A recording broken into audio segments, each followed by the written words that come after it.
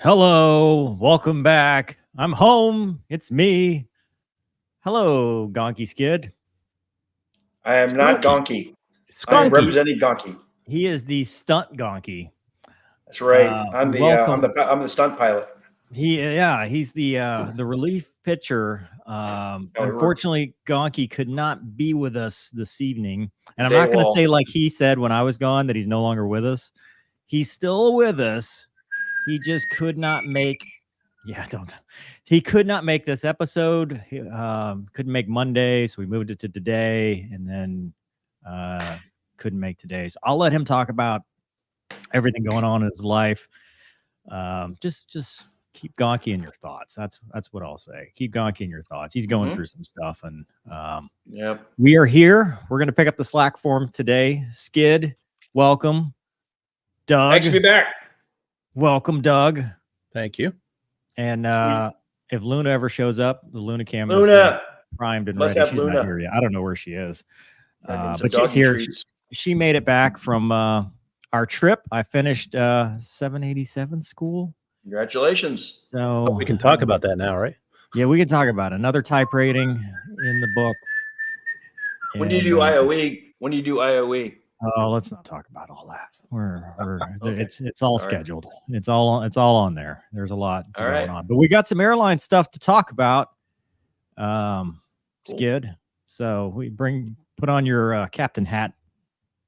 We're going to talk about all the airline happenings. And it seems like it's every day now. Do you think it's because the media is trying to scare people from flying, or do you think there's just more of it now? It's hyper.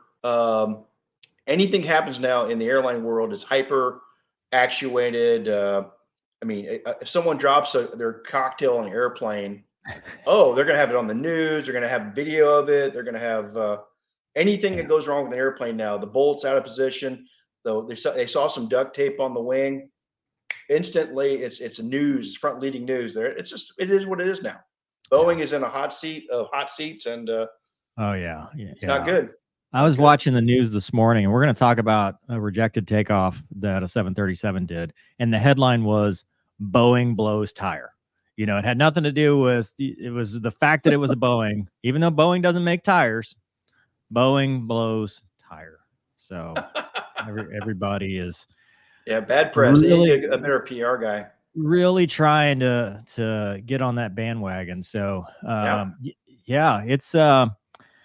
it's sad without Gonky. I've never done a show. Well, yeah, I have. I did a whole channel for like 4 years without Gonky, but I've never done this show. I'll walk you through it. I'll walk you through it. You got to. I'm not current. I'm not qualified anymore.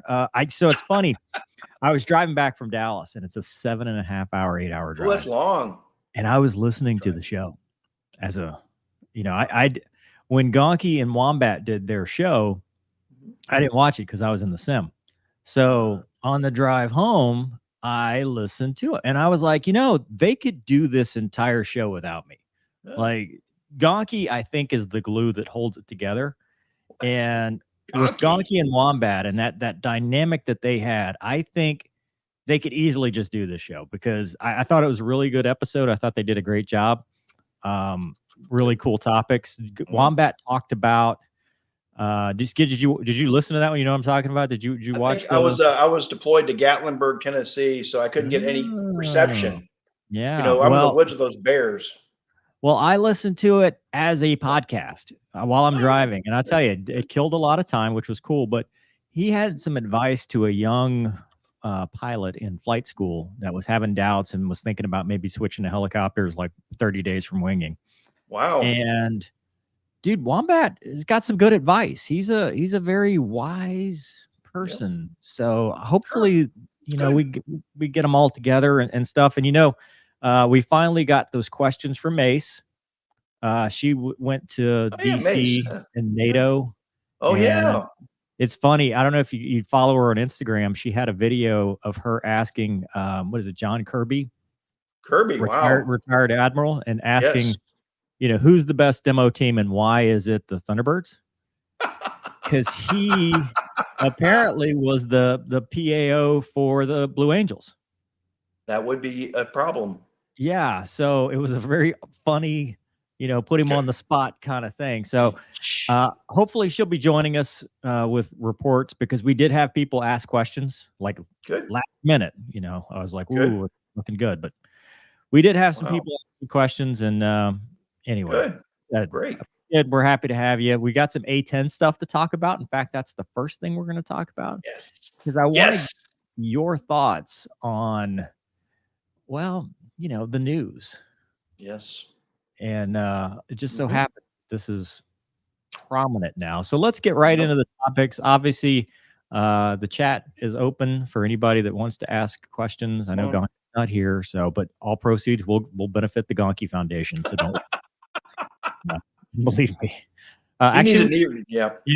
First donation to the Gonky Foundation. Corvette World Rob says, best show opening. Scroll music. Welcome back home, mover. Howdy, Corvette Skid. World Rob. Yeah, I know. I've been telling him, like, hey, I need a Z06.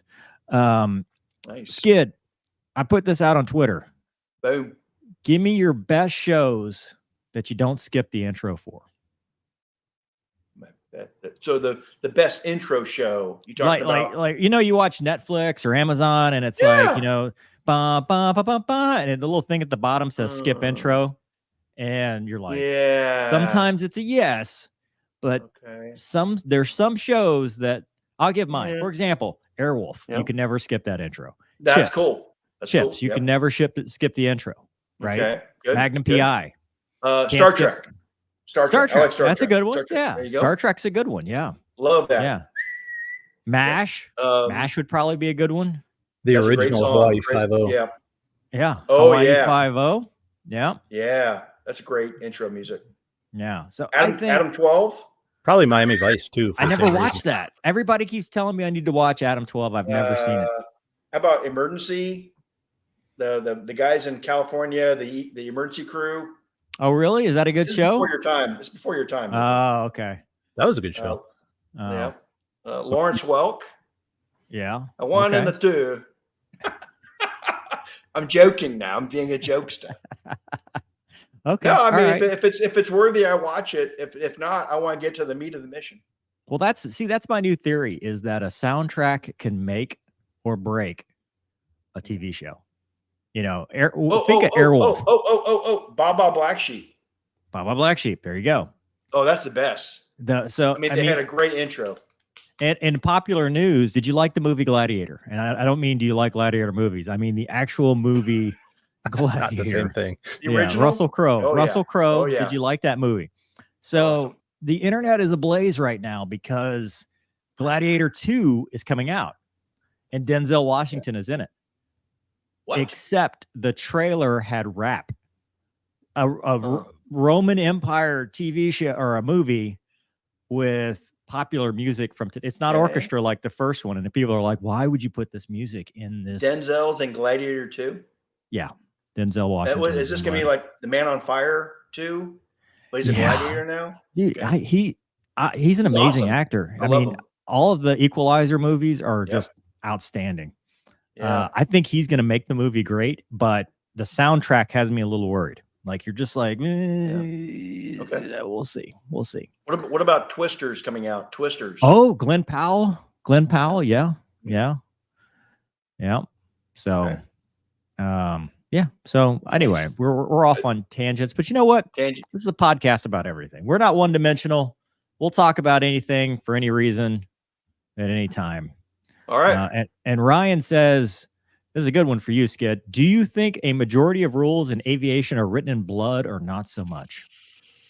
I think, in the military, Mover, Gonky, whoever you are, remember the chapter 3 of the -1? Yeah. I'm having a certain person moment. I don't want to get political. Did you just call me Putin? You, wherever you are. Just call me. Don't call me Putin. All right, sorry, guys. Chapter 3 of the -1 was always guys got hurt, right? Yeah. Remember that? Emergency no warnings and procedures, cautions. Yep. And now the FAA rules, all the, whatever those come from. I don't know. I mean, do you know the Wright brothers? Do you know the Wright brothers did not have pilot's license when they flew? I did not know that. They were illegal. Wow. They violated the FARs. Can you believe that? And we should not prop them up as heroes for that very Take down the reason. monuments. Kitty Hawk is gone, just out. Out. Take it out of the Air and Remove Space it. Museum. No, because if you don't have Rule breakers. of course, you must off the follow the rails. rules. So well, that's so yes. Some are written in blood. Others are just nuisance laws to get, like, what, 3 takeoffs and landings in 90 days? Yeah. To fly passengers? Yeah. Civilian airplanes. I know you don't fly the little planes, but that's true. Hey, what's the helicopter rule? If you want to fly someone in a helicopter, what's your requirement for, like, concurrency? I didn't study for this test. I didn't know you were going to quiz me today. Who's your instructor? It's the same. Yeah, Lester. It's the same. It's the same. It's the exact same. The 3 hovers. What, you got to hover 3 times? We got to land it. You got to. I mean, it's a landing. Yeah, we do approaches and landings. Shallow. Can you do touch and goes? Can you do touch and goes? You can if you want to. I mean, you scrape the skid, so to speak. You can set down and then take off again. Okay. Or you can terminate to a hover. Do you declutch? What do? Do you put the clutch down? Or you something? Put the collective. You put the collective thing. Down collective. Yeah, I don't. You're not double clutching when you should, Skid. Yeah, talking all crazy, fast and furious. Gotcha. But to answer Ryan's question, notes, warnings, and cautions. Warnings are always written in blood. Notes, cautions could go either way. I would say yes and no. We learn a lot from people killing themselves, unfortunately. And that's why I think mishap reviews are so important, because we can always get some lesson learned. Yep. But it's also why I say, but for the grace of God, go I.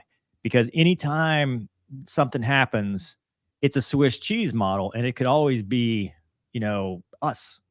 We're not immune. No human is immune from making mistakes. It's just, I mean, Skid, how many times in your career have you been like, dodged a bullet there? I could have been on the news. Or is that old pilots? Old pilots and bold pilots. There's no old bold pilots. That's it. Thomas says, mover, Skid. How do I get management to buy into essay about safety? Wow, that's a good question. How do you talk management into buying? You got to show them. You got to show your bosses, like upset training. Have you heard about that, mover? Upset training, like down in Kissimmee. They'll put you in the L-39 to give you upset training, unusual attitudes. Right. That's a great thing. If you're a corporate pilot, you need that training. Yeah. You can do some of the same, but if you go up there, if you can do upset training in a jet or in flight, not just simulator, it's so much better for you. So you don't do the JFK junior maneuver. Yeah. And, I just went through a qualification course, which was AQP. And there's a huge emphasis on stalls and unusual-ish attitudes. I mean, it's not what we're used to, which is funny because you ever had the instructor call them unusable attitudes, and you're like, yeah, that makes sense. The old unusable attitudes. But I agree. And in fact, what do they call it? EET?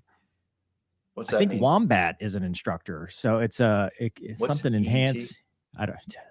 Doug, can you Google that for me? EET. But is that when the drink card? Is that when the drink card is empty?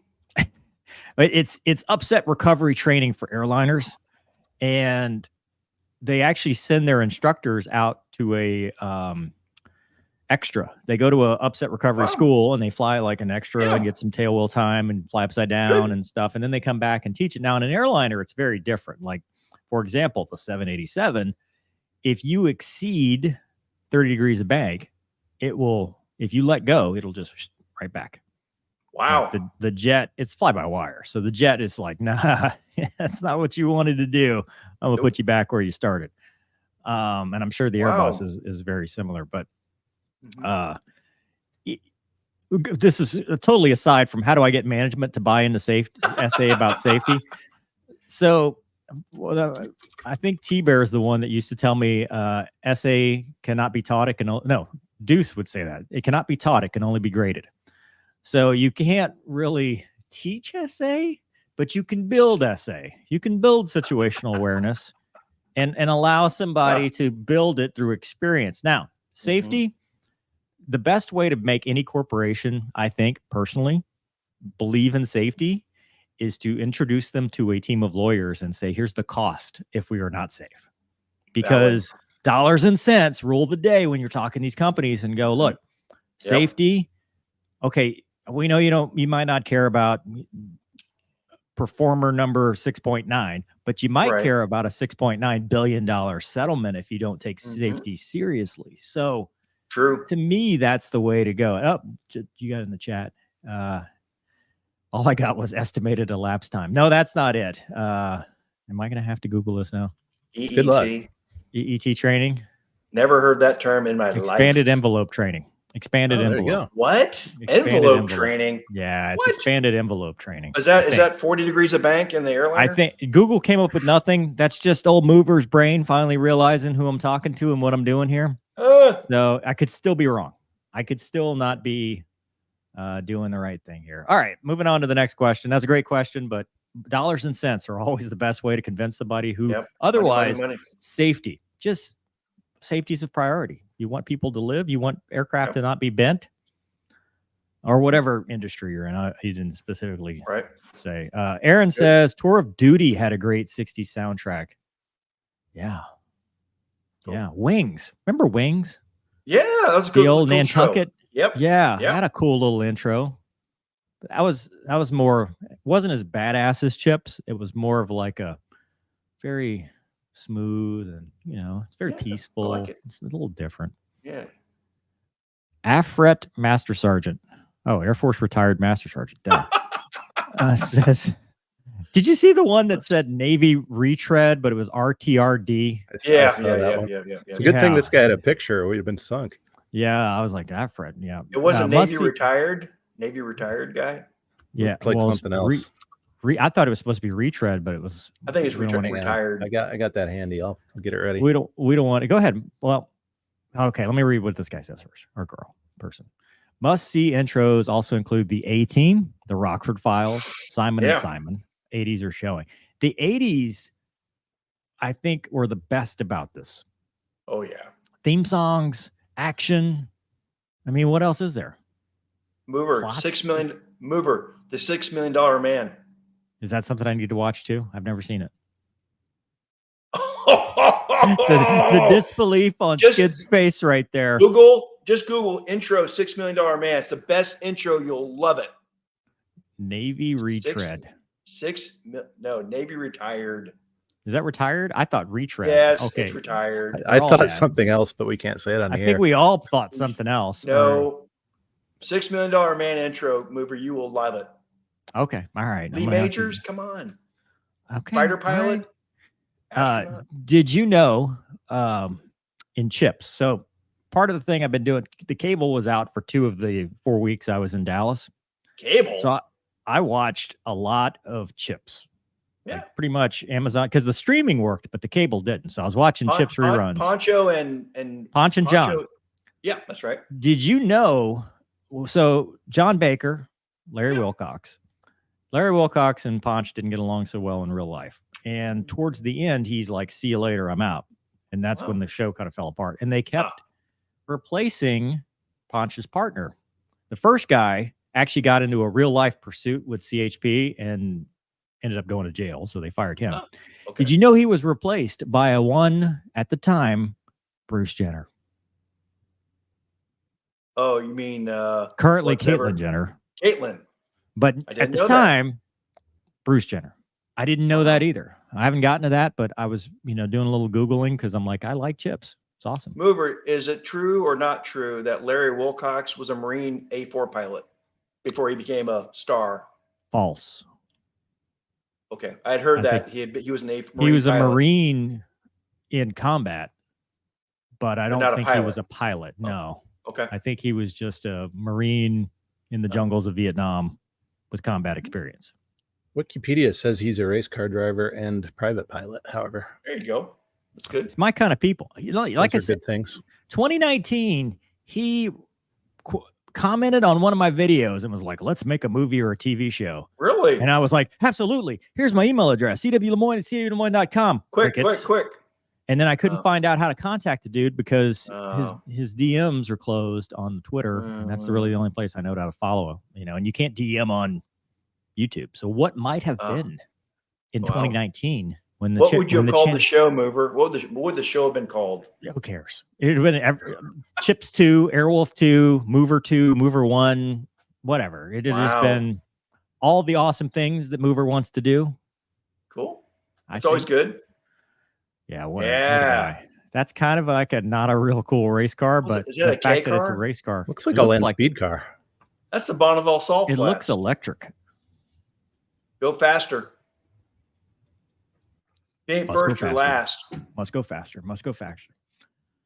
Ben says, how many times have I said I got away with one there? I have around 500 landings. So the answer is around 500. You know, that's when the accidents start happening, you know. But the 500-hour mark is it really? having mishaps. Yes. That was the Air Force trend. When you get experienced, you got your experienced fighter pilot. That's when you have your first mishap. Traditionally. But by the grace of God, go I. Yes, thank you. Jason says you forgot SWAT. Yep, SWAT. They all kind of sound. If you hum them, they all seem to sound the same because I have no tune. I am not able to hum a tune. You don't sing much? Okay. No, I'm not a singer. Jet Scale Models says I watch another channel on aircraft death and incidents hosted by a guy with a call sign Hoover. Hoover. I thought he said Mover at first. Not different. There's really another. There's a Hoover. It can't be. Yeah. That's all he does. It's called pilot debrief. All he does is crashes, usually fatalities. The Great Value Mover. Is he a Strike Eagle guy? Yes. He does a good F-18 and Strike Eagle. He does a good. Okay. I don't know. Okay. Yeah. I don't want to say on this channel that I like another channel, but I wouldn't either. I like other channels. You know who I found has a channel this weekend? Shane Van Gisbergen, the race car driver. He's from New Zealand. He did supercars, V8 supercars in Australia and New Zealand. And then he came to the US and all the NASCAR guys are like, what's a right-hand turn? And he's like, I'll show you, mate. And then won every race. You know, he's doing great. Is he the guy they plug into the road courses here? That's how you start. Yes. His first race in Chicago a year ago, he won. And then this year he's running a full-time Xfinity, which is the series below Cup. And then he runs Cup races every now and then. He would have won this past weekend in Chicago, except some doofus wrecked himself and then ran into him, took him out just as a frag. So kind of not cool. Thomas says, awesome answer, Mover. From my essay question, what is the end result? I try to teach essay to my guys, but it's frowned upon. Again, essay can only be graded. However, I don't know why it would be frowned upon, right? I mean, because you want people to have situational awareness, especially in all the things that I've ever done, right? Military, law enforcement, you really need to have situational awareness because you want to know when that bad guy is about to sneak up on you. You know, you need to know your surroundings, know your situation. I think you just have to define it to the people. It's a communication thing because I don't think anybody's like, hey, we don't want any situational awareness. Just be a robot. Nobody's gonna do that. Not good. Yeah, nobody's gonna do that. I agree. John says you just made the pitch for the best show ever. Chips meets Airwolf, Pursuits in the Air through LA. I'm sold. That's called Blue Thunder. Remember Blue Thunder? What did I just do? What did I just do? What? My ARCA car is for sale? All right, buy it. How much? Yeah. Did you just yeet a comment? Did they take checks? What does that mean? Yeet a comment. I think you knocked one out. What does that mean? There was a starred one that disappeared. Well, can you put it? I'll try it. I don't know. All right. Hey, let's talk about the topic. A10s to Jordan. So the War Zone has reported or is reporting that surplus A10s Warthogs could end up in the Jordanian Air Force. And it says if Jordan is truly interested in the A10s, it could boost its ground attack capacity and open doors elsewhere. So somehow Jordan has emerged as this possible future operator. Obviously, they're retiring them. And we've talked about, well, could they go to Ukraine? Could they go to wherever? But on Monday, they formally directed the Pentagon to look into transferring A10s to Jordan.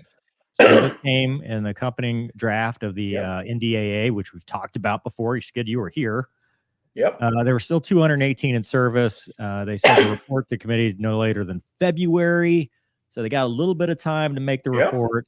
And they said that Ukraine is also looking into getting A-10 soon after Russia launched its invasion. But at the same time, the Air Force is like, let's just get rid of them altogether. However, they've done upgrades. And Skid, you were there for the upgrades. The SLEP wings. program. The SLEP program.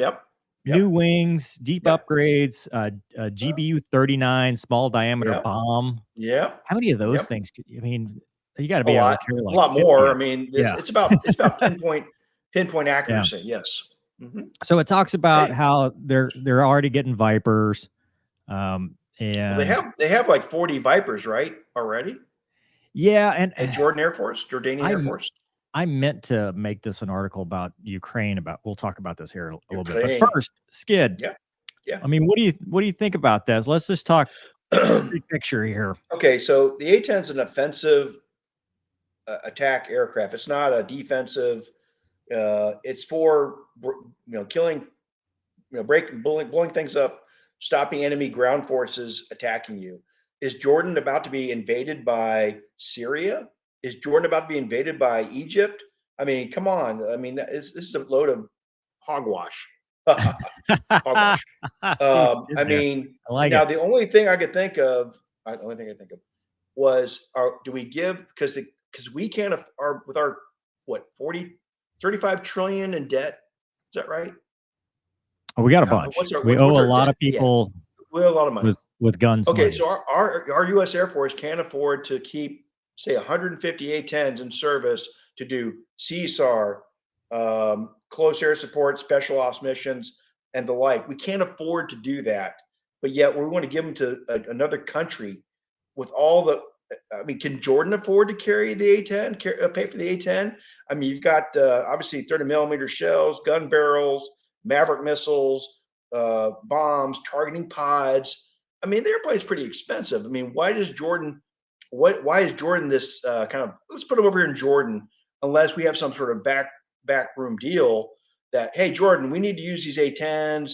I don't know. Again, I think there's something fishy about this. I mean, on one side, I'm glad they want to keep the airplane flying. However, giving it to a country, a Muslim country, although we love Jordan, they're friends of America. We think they're pretty decent.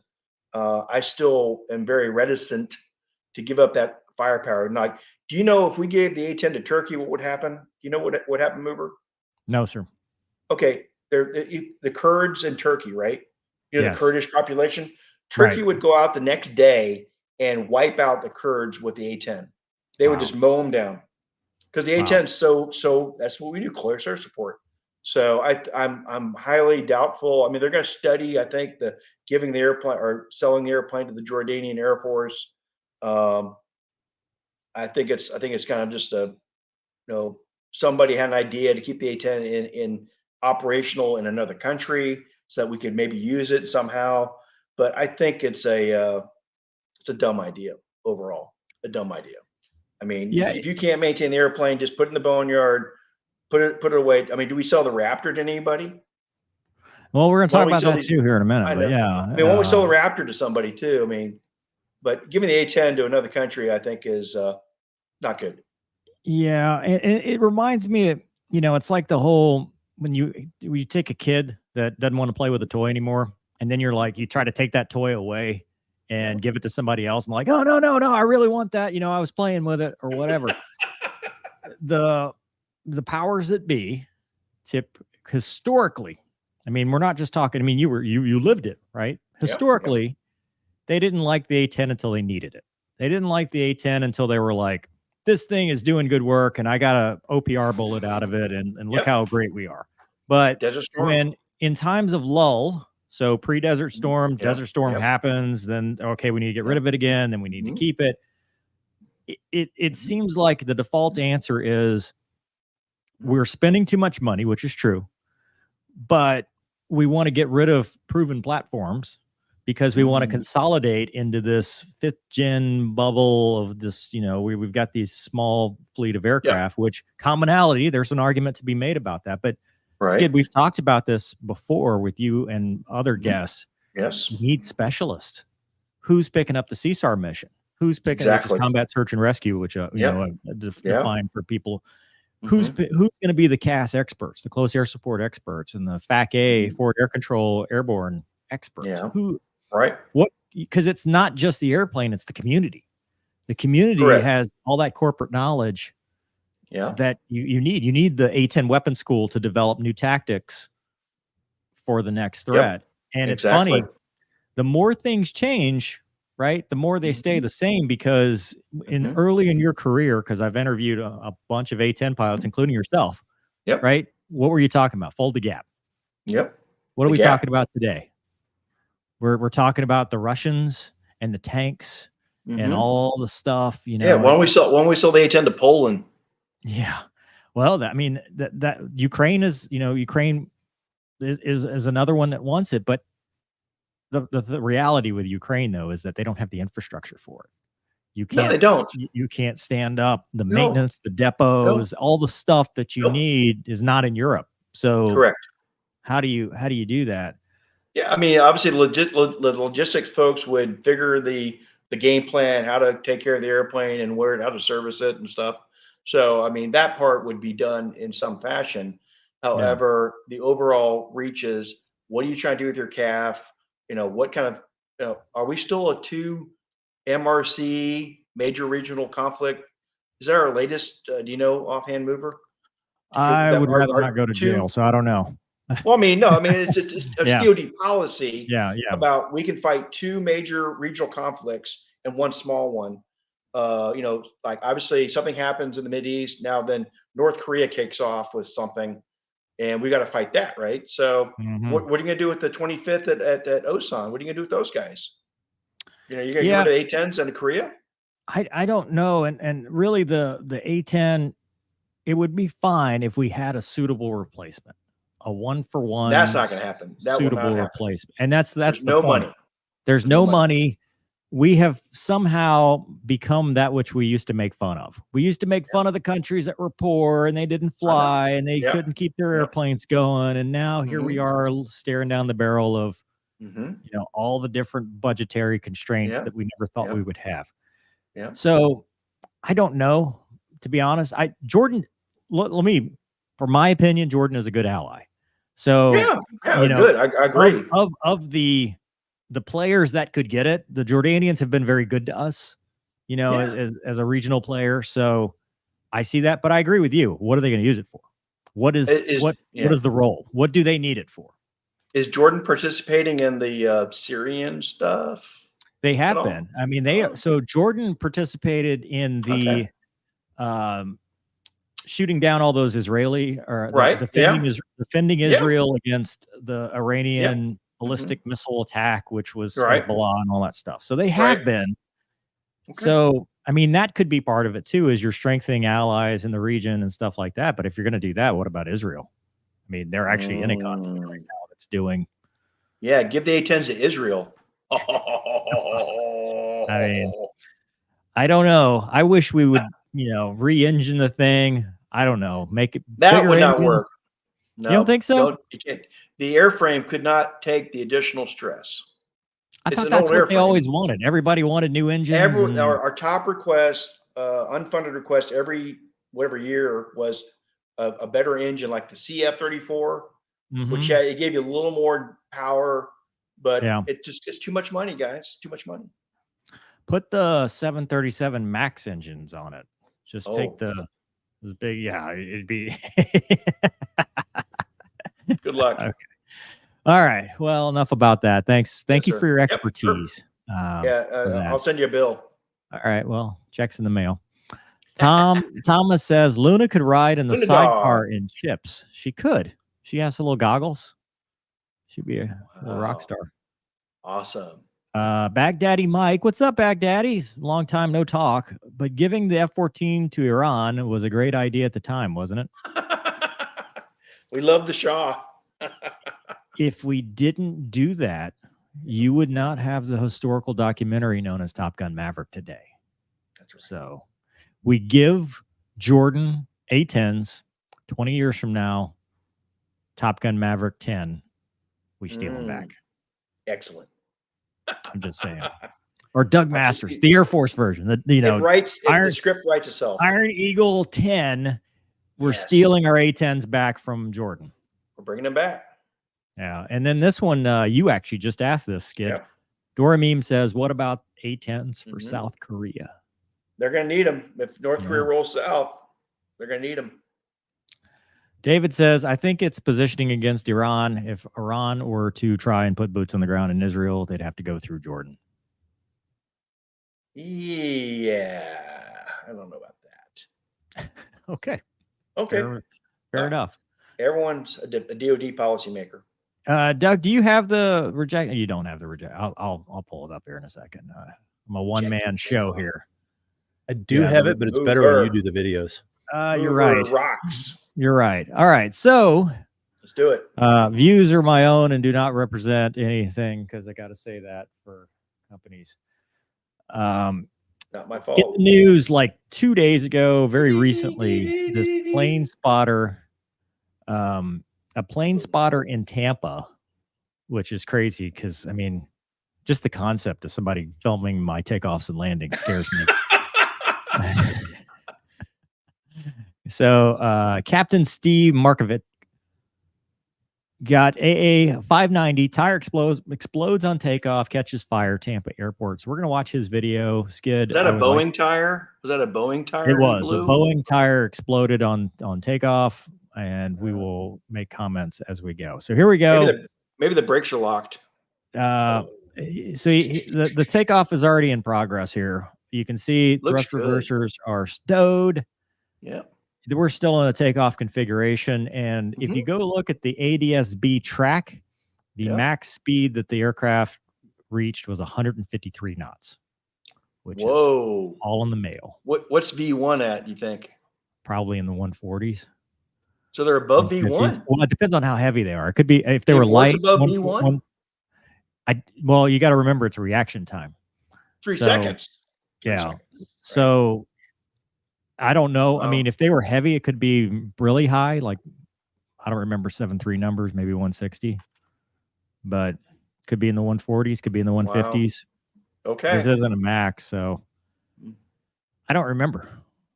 That's I've got new numbers in my head. I've got new numbers in my head.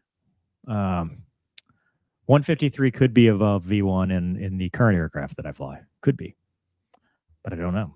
All right, here we go. You ready to watch? Ready to watch this? Go. There goes the tire. Poof. It shreds. Whoa. That's pretty serious. Commentary. So they're already into the. You see the airplane do this? Mm-hmm. It leans right. Roll the trucks. And of course, we got the dude yelling for. It took him 3 minutes, by the way, to get the trucks out. But watch how close to the end. So that's the one board. Oh yeah, they're at the captain's bars. Talk about those balance. Brakes are hot. Those brakes are hot. Oh, poof. And he clears the runway. Hey, he's a good pilot. Look how this guy doesn't joke. Yeah. Wow. There you go. With a blown tire. Open the drink cart right now. Okay. Want to watch it one more time? Did they emergency ground egress? No, they didn't. Look at the tire come off. Look at that. So it was a recently changed tire too that came apart. Hey, at least it wasn't a blown engine. At least the tire stayed on the airplane. Our blown tire. Roll the trucks. No, it didn't. If you somebody actually sent me a picture, which I don't know if I can share, but it's down to the hub. Like there's nothing left of either side. But it didn't drop off like the United flight thing. No, we'll talk about that one here in a minute. No, it did not. The wheels did not come off the bus, figuratively or literally. So Skip, what do you think about that? Training kicked in. I mean, we as we were just talking about, so you have V1, VR, V2, right? So V1 is the max speed you get to 3-second reaction, 3-second reaction time, make decision to abort and stop in the available runway, which he did. So if he did go over by 2 knots, there's a pad, right? There's a pad in there, maybe. Well, so because here's the debate I've had with people, and this is my question. debate. Did the blown tire cause the rejected takeoff? Because we don't say abort for whatever reason in the airlines. It's rejected takeoff. Did the blown tire cause it, or was the blown tire a result? Because to me, that's 2 different things. I And believe the reason I say that is because typically what the manuals may or may not say is 80 knots is you're going to go for a tire failure. And the reason for that, and we used 100 knots in the T-38, if I remember correctly, right? 100 knots go for tires. Yep. And fighter world, because they're smaller tires, you know, it's a little different, but 80 knots. And the reason you use 80 knots is because below 80 knots, you can pretty much reject for anything. It's a low speed abort, which I would argue, I would argue low speed aborts are more difficult than high speed aborts. And the reason I argue that is because I had to do them in the sim, because I had FO to FO pairing. So I was doing the captain stuff half the time. And the rejects where it was like, holy crap, I'm struggling to stay on the runway here, were always below 80 knots because one engine, you know, it's just all that yaw. But the above 80 knots, they say typically, and I'm not trying to crap on this dude or do that or whoever it is. This is just a discussion, right? We don't know what happened inside that aircraft. But above 80 knots, the procedure is to take it airborne, because braking. So when you blow a tire, the brakes typically are less effective on that side. In the 737 Boeing jets, if your auto brakes are an RTO of 80 knots, go to idle, it's going to give you full braking. Reverse It's gonna give you thrust. rejected taking. No, you're going to have to do reverse thrust. And your numbers are not based off reverse thrust. So if you use reverse thrust, you're actually getting better numbers. Correct. But it is rejected takeoff braking, which is the aircraft is going to give you all the braking it can within the limits of the anti-skid system. When you blow a tire, you lose that braking capability on that side. That's true. So what they say is, and you get all this extra drag and you don't know if you're on the rim or whatever. What they have said is above 80 knots, you take it airborne, you burn down fuel or you jettison fuel or whatever it's going to be to a lower weight. And that way you can make a more controlled landing, slower speed, and you're not using auto brakes. You're no longer using the auto brakes. You're going to manually brake. So below 80 knots, it doesn't matter because they're not, you're not working with that system. You're going to have to manually brake anyway. And you're at a slow enough speed that, because look how far they had 11,000 foot runway and they made it. That's nice. I mean, that's nice. That is very fortunate. Now, with that said, whatever decision that the captain made, that airplane is safe. Those passengers are safe, and everybody got to walk off that airplane. So kudos to them for doing a great job and handling that, because rejected takeoffs, V1 cuts, most dangerous things you can do in an airliner. That's why we practice them. That's all that stuff. Especially in a 7.3, it doesn't have a lot of the automatic stuff that better jets would have. Gotcha. Speed. I think you had to manually deploy the speed brake. And then in the airline world, which still drives me nuts because I think this is ancestor worship. And this is the part I'm saying it's not just your 3-second skid. If I am the FO flying, so it's my aircraft, right? I am not allowed to make a reject decision. Oh, really? I am not allowed to either say it or do it. Wow. I've trained for it in the sim because you have to do it for your type rating. And I've done it because I had to be a seat filler in the captain spot. But as far as me physically in the right seat saying reject, I have to tell the captain what I see.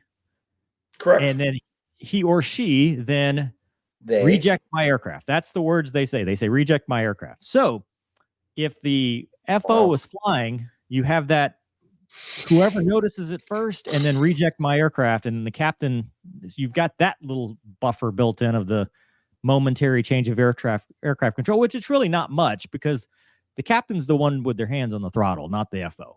For the reject. for the whole thing. So between Yeah.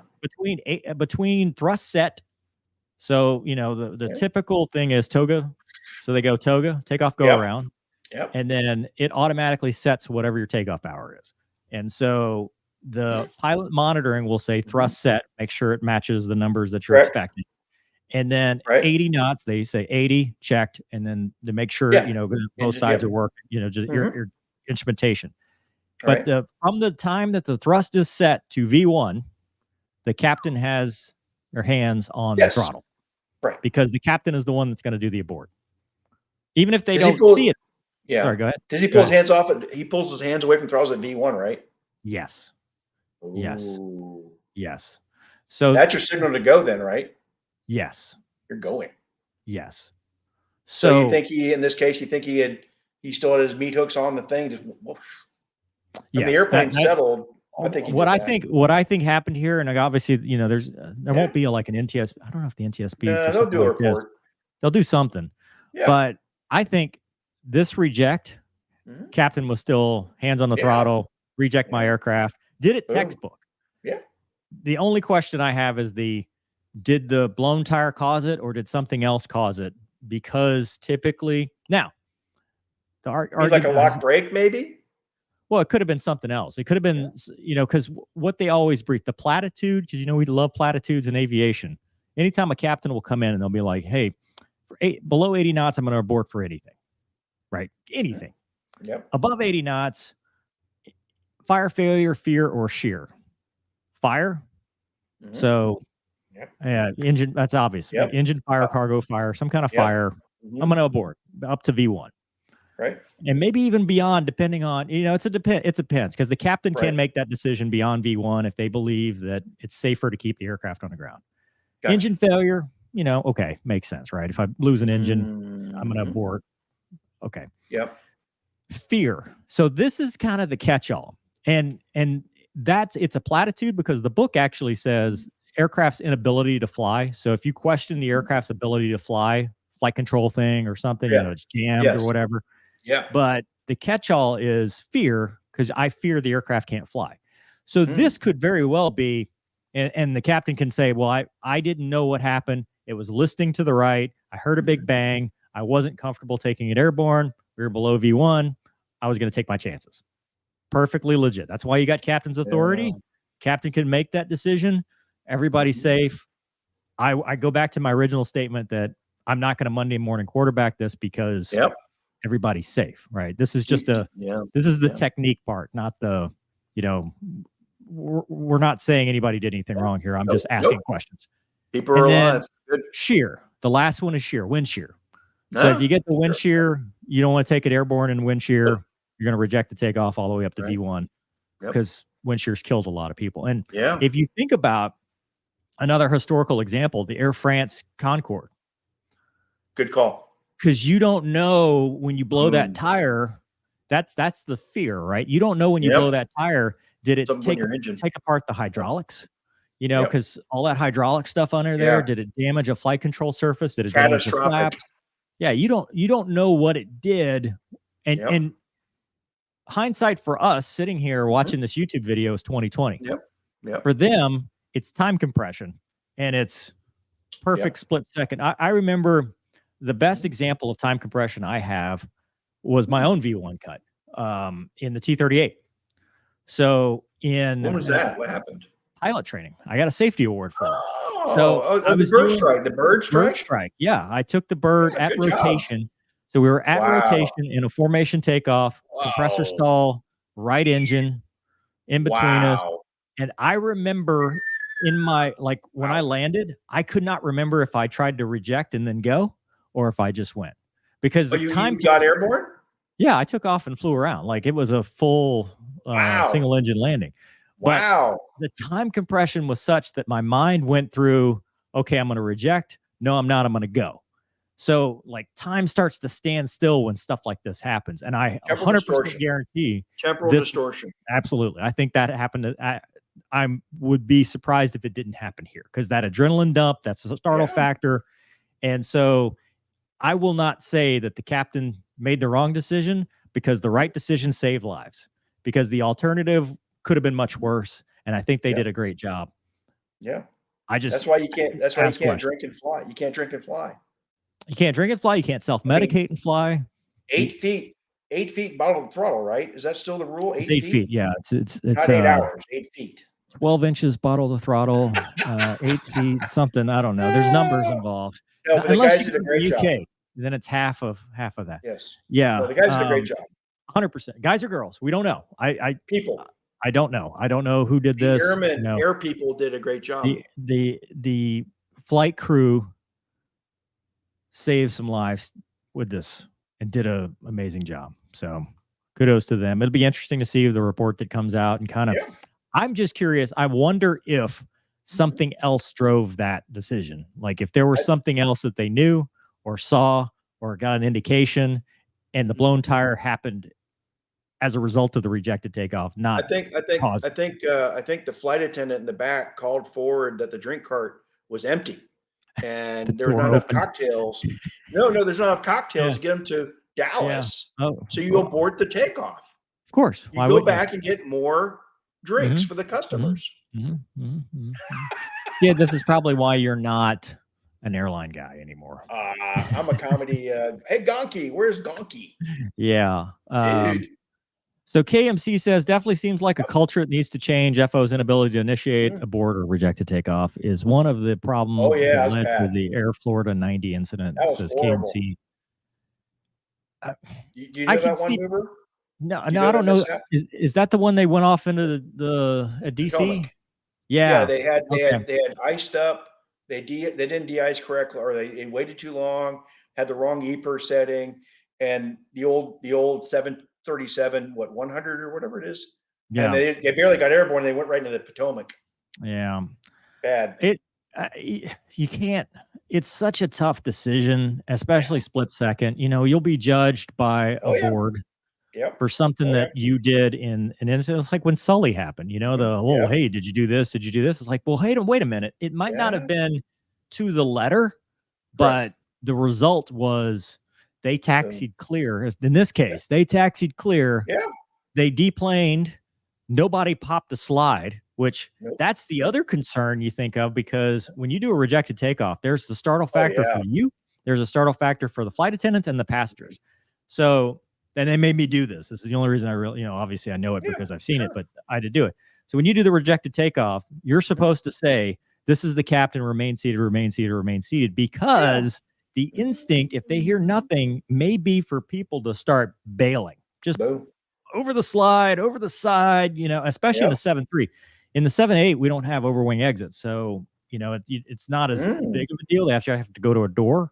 But here, these overwing exits, you have to put the flaps down to keep, just in case people decide I'm out, see you later. You have to give them a way to not hurt themselves if they do actually do that. So, anyway. Good job. Yeah. Good job for that crew. I'll tell you what. Joe says, love the Airwolf batch, by the way, Joe. Hi, guys. Coming in late. Bet you're glad to be home. Welcome back, Skid. Meanwhile, we'll have to rewind. No Gronky. Honorable Gonky, sir. Is that the football player guy? Gronky? Gonky will be back Monday when we go back to our original night and time.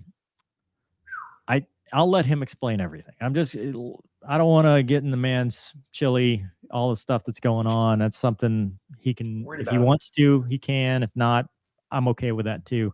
He's just got stuff going on. And I will say, if you're, Gonky's a spiritual man, he's very, just keep him in your thoughts. That's prayers, thoughts. Just he's got a lot going on. That's all. Aaron says our next fighter purchase should be built by Air Tractor. Yeah, it's a good vehicle. T-Bear flew that. Yes, and a buddy of mine flew that as well in the UAE as a contract pilot. It's a great that's what Jordan needs as an Air Tractor. They don't need an A-10. That's what didn't Afghanistan get them? No. Okay. Nope. I thought Afghanistan or one of those formed Iraq. They got the no, I don't think they got the Brazilian, the Pilatus. Not the Pilatus. Maybe. A29. The A29. Yeah, that's right. No, they got this because I remember they were talking about the backseater They were like, "Hey, I don't want him flying behind me because what if he shoots me?" You know, they That didn't would be a trust some problem. of the dudes they were training with, and they're like, "What That could happens be a if he problem. busts a cap? Pops a cap, busts a That's pops a why you wear buzz." a helmet. You wear a helmet with a really steel and reinforcement, so he can't shoot through your helmet. Yeah. Huh? Okay. Yeah, I believe it. I'll go with that. Air tractor. Yeah.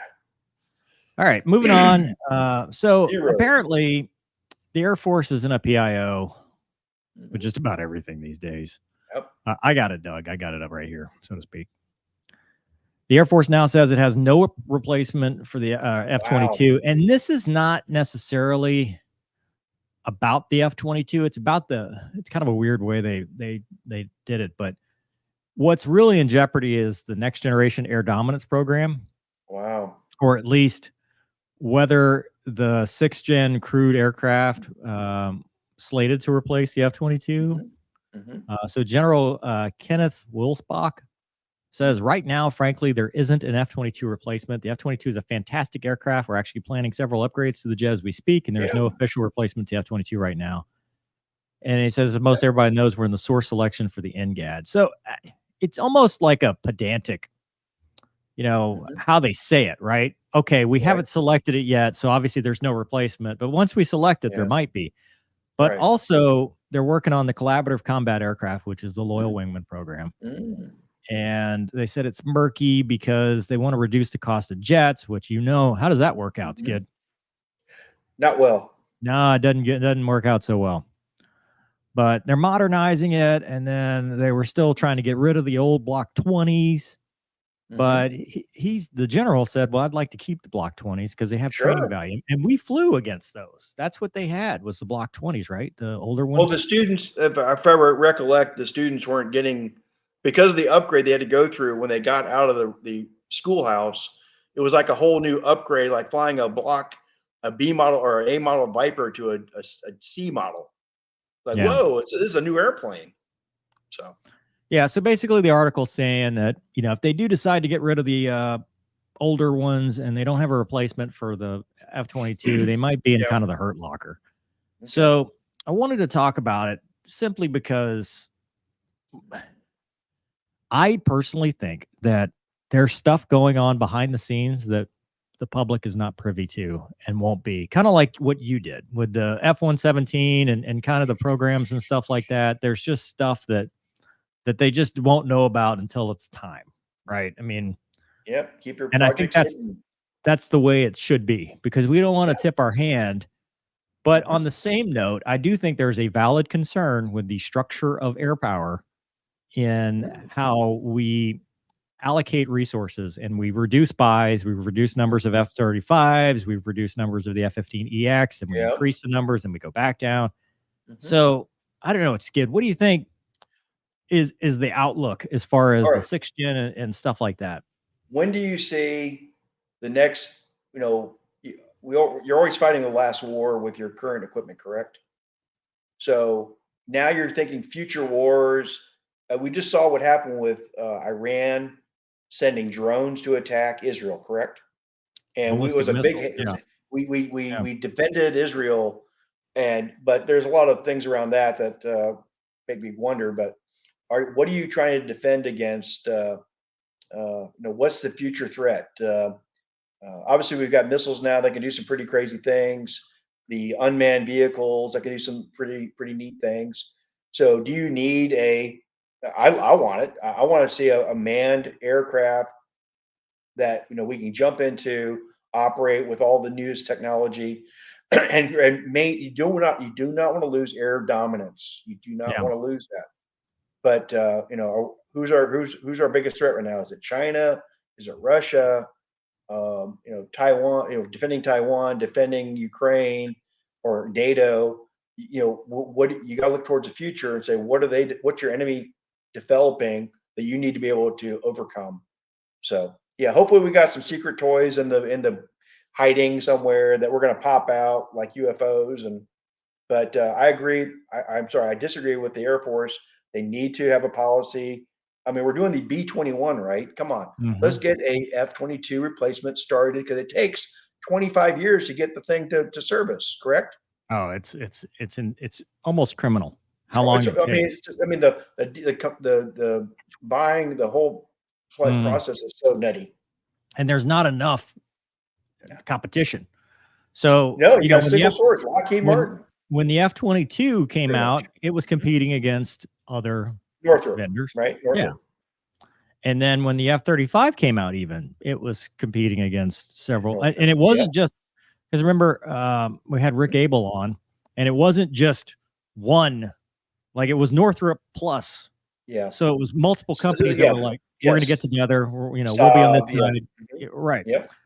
So we don't have that as much anymore because all these Yeah. companies have kind of gone away, like McDonnell Douglas, right? They're gone. You know, Yep. they're part of Boeing now. So Yep. consolidation within the industry has created a vacuum or more of an inefficiency. I mean, we basically, because what happens when you get bloated? You get bureaucracy. Yeah. So the government is bloated and, Mm. and bureaucratic, and now Mhm. the contractors are bloated and bureaucratic. And you've got two bloated bureaucracies Yeah. feeding off each other to create nothing. You know, Big time. it's creating Yeah. over 20 years. I have seen something that I thought was cool. It was a drone that could carry little drones from the Wow. water, like the manta ray or sea ray or something. Wow. That, you know, there's a lot of drone technology that's coming out. Oh yeah. And I see that as the paradigm shift because you can do drone swarms. The two things I see them trying to pivot to is drones and hypersonic missiles with AI and Yep. all that stuff. The problem, though, is what happens when you're in a contested, degraded, denied environment, Whoa. and all of those things stop working as well. And you need that man-machine interface to make the big decisions. But then, even Yep. still, Skid, what do we use for air sovereignty in our own country? How many times do you scramble the alert F-15 to go look at the Cessna, to look at the this, to look at that? I mean, we still need that capability Correct. at Yeah. home, and you can only do it for so long until, you know, that Eagle is 50 years old, or we didn't buy enough EXs to Right. fill the gap and stuff. And even that's going to be 50 years old because, okay, what's after the EX? The EZ? F-15 EZ? I like it. The EZ. Yeah. The easy Yeah, that's button. good. That's good. So I So agree with you. I don't know. I mean, I still contend that you need the badass day one of the war, kill everything, Raptor style jet, but then you need the Yep. workhorses that are going to go do, you Yep. know, the fight tank in Afghanistan when the mission calls for it. Because, like you just said in an earlier segment, we're going to fight the near peers, but we're also going to fight the little small conflicts where we need, have to. where we're going to burn hours off of Yep. these jets. Because that's what happened Correct. with the Viper. You know, the Mhm. Viper and the Super Hornet. We flew so many hours in orbit over Afghanistan and Iraq that we ran the hours off these aircraft, and now they're falling apart. Right. I agree. Yeah, it's definitely a challenge for our DoD planners to, you know, maintain our fleets and keep them up to speed. You know, upgrades, new wings at like the A-10, new avionics to keep it relevant. So Yeah. you've got all these things you got to worry about. And can your budget sustain it? I don't know. Do you have any idea what the NDAA is proposing for our budget by chance? No, we talked about it. I mean, the number's so like it's so Huge. astronomical. It's just fake. You know, it's like what is 800 I know. billion or well, like what do even numbers mean anymore? They're just going to print more money. Just money. But It's money. I Yeah. I will say though, it is a testament to our maintainers that we are Yes. able to keep the jets that we have Incredible. Those going. maintainers are the best. We have the On the best maintainers. On the flip side, there was a comment, I think it was the NDAA video I saw of a guy, he's like, you know, pilots are the problem. And his thesis was that pilots were the problem because pilots fly too much and want to fly too much, and that's making the jets break. And I'm just like, holy forest for the trees. And No, like, just park them. Just park them, mover. just park them and then Park them for zero cost. Yeah. Yeah, it's like the No business owner. maintenance. Well, we wouldn't have so much work if nobody came to the store. And it's like, Never well, have to yeah, change a 'cause tire. the store wouldn't exist. You know, I mean, Man. we're a team. We need maintainers to keep us flying, but we have to fly to do the mission. We have to train to be ready for the mission. Like it's a whole thing. You can't just say, well, the problem is pilots ruin everything because they fly too much. Like, Have you heard this axiom? I don't know if it's an axiom or what you call it, modern jets are designed by guys with PhDs, right? Yeah. They're built by guys at Lockheed with master's degrees. Mm-hmm. They're flown by guys with bachelor degrees, and they're worked Yeah. on with guys with High school school. degrees. Yeah. Yeah. Yeah. And the high school degree guys are smarter about the airplanes than the college degree guys and the PhD guys, because eventually they just know what works. They know what makes the airplane go. They know what makes what doesn't. We would never be in the situation where we're in to be able to say, hey, we had great careers without great maintainers. You know, God, yes. you absolutely need maintainers that are proud of what they do and want to go flying. I was laughing at that comment because it's the antithesis of what I've seen in maintenance. Yeah. Because typically maintainers are proud of what they do. They're proud of the mission. And when I was deployed, I remember some of the senior guys being like, and pilots being like, hey, take some time after your mission and talk to the dudes and tell them what you did. Always. Because I loved it. that motivates them. It makes them see, like, here's my product. Here's what I did. I just launched a jet that just did this. And it's true. Like, we're a team. It's not all about me. As much as I would love it, the idea as a fighter pilot, I'm like, oh, it's, move or check me. But realistically, I'm not the tip of the spear because I'm supporting the dudes on the ground. Correct. They're supporting me, supporting the dudes on the ground. The dudes on the ground are supporting the combatant commander's objective. Everybody's supporting something. So it's great. No, that's a good teamwork attitude mover. Where I've always been. My crew chiefs are the best. I always try to give them praise, and I can't do what you do. I know you can't do what I do. I could train you to do what I do, but I can't do what you do. You've got that skill set I missed out on. I would break it more than, Yeah. So here's an example at Barksdale. My crew chief, Daisy May, 79105, my jet, he'd been on the jet for 30 years. 30 years. I bet that airplane was pristine. It was the best. I mean, my jet, code one, maybe a code 2. I need a bulb replaced. But I mean, having that, I mean, but I love working with the young airmen. The one striper, two striper, barely out of tech school, and you motivate them. You try and keep them updated. And hey, I like this. They work good, and you teach them what you're doing. And it's always their airplane. You're borrowing it. 100%. 100%. Yeah. That's And then Thomas says, I have an F-22 replacement, Tomcats.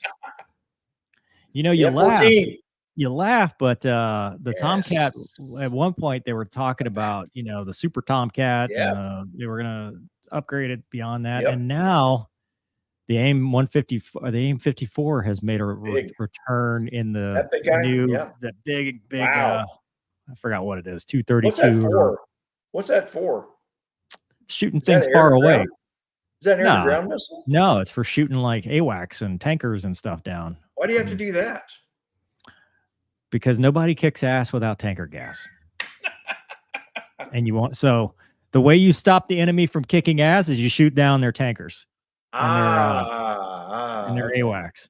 I mean, look at Ukraine. They've been shooting down AWACS. It's been working out. I mean, a couple mainstays, right? They got 2 mainstays so far. Pretty soon, there's not going to be any left. No command or control. Bad. Let's see here. Hi, gentlemen. Gunther says, hi, gentlemen. My thoughts are with Gonky. Thank you. I'm wondering how many different NGADs there are in development. Thanks for all the info. No idea.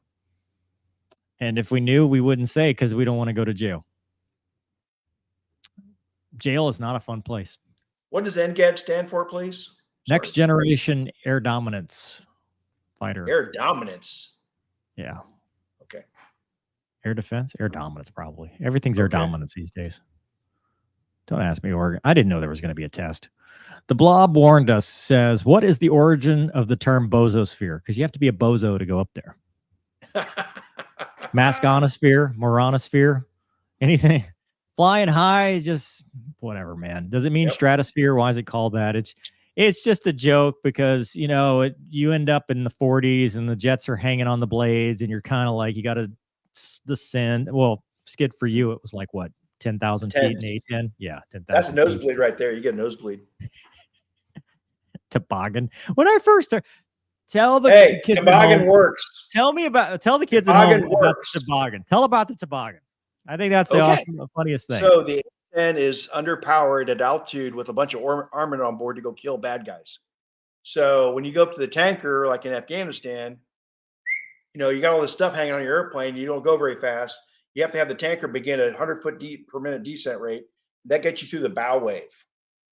And so you get a little overtake to the boom, and you get there and you get plugged. It works. Magic.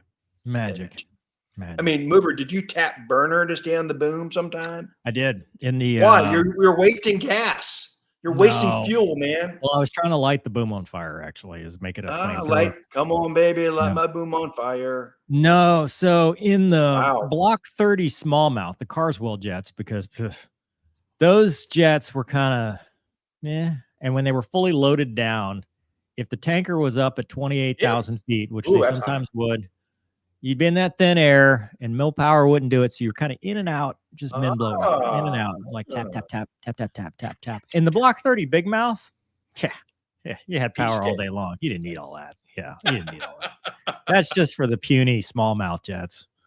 Yeah. Joe says, damn, I just figured he was goofing off somewhere. Gonky, prayers are indeed with you. Thank you, Joe. Yep.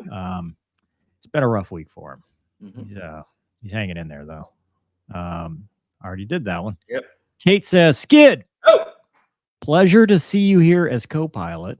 You two dialogue well together. Congrats on graduating the training mover. Prayers for Gonky.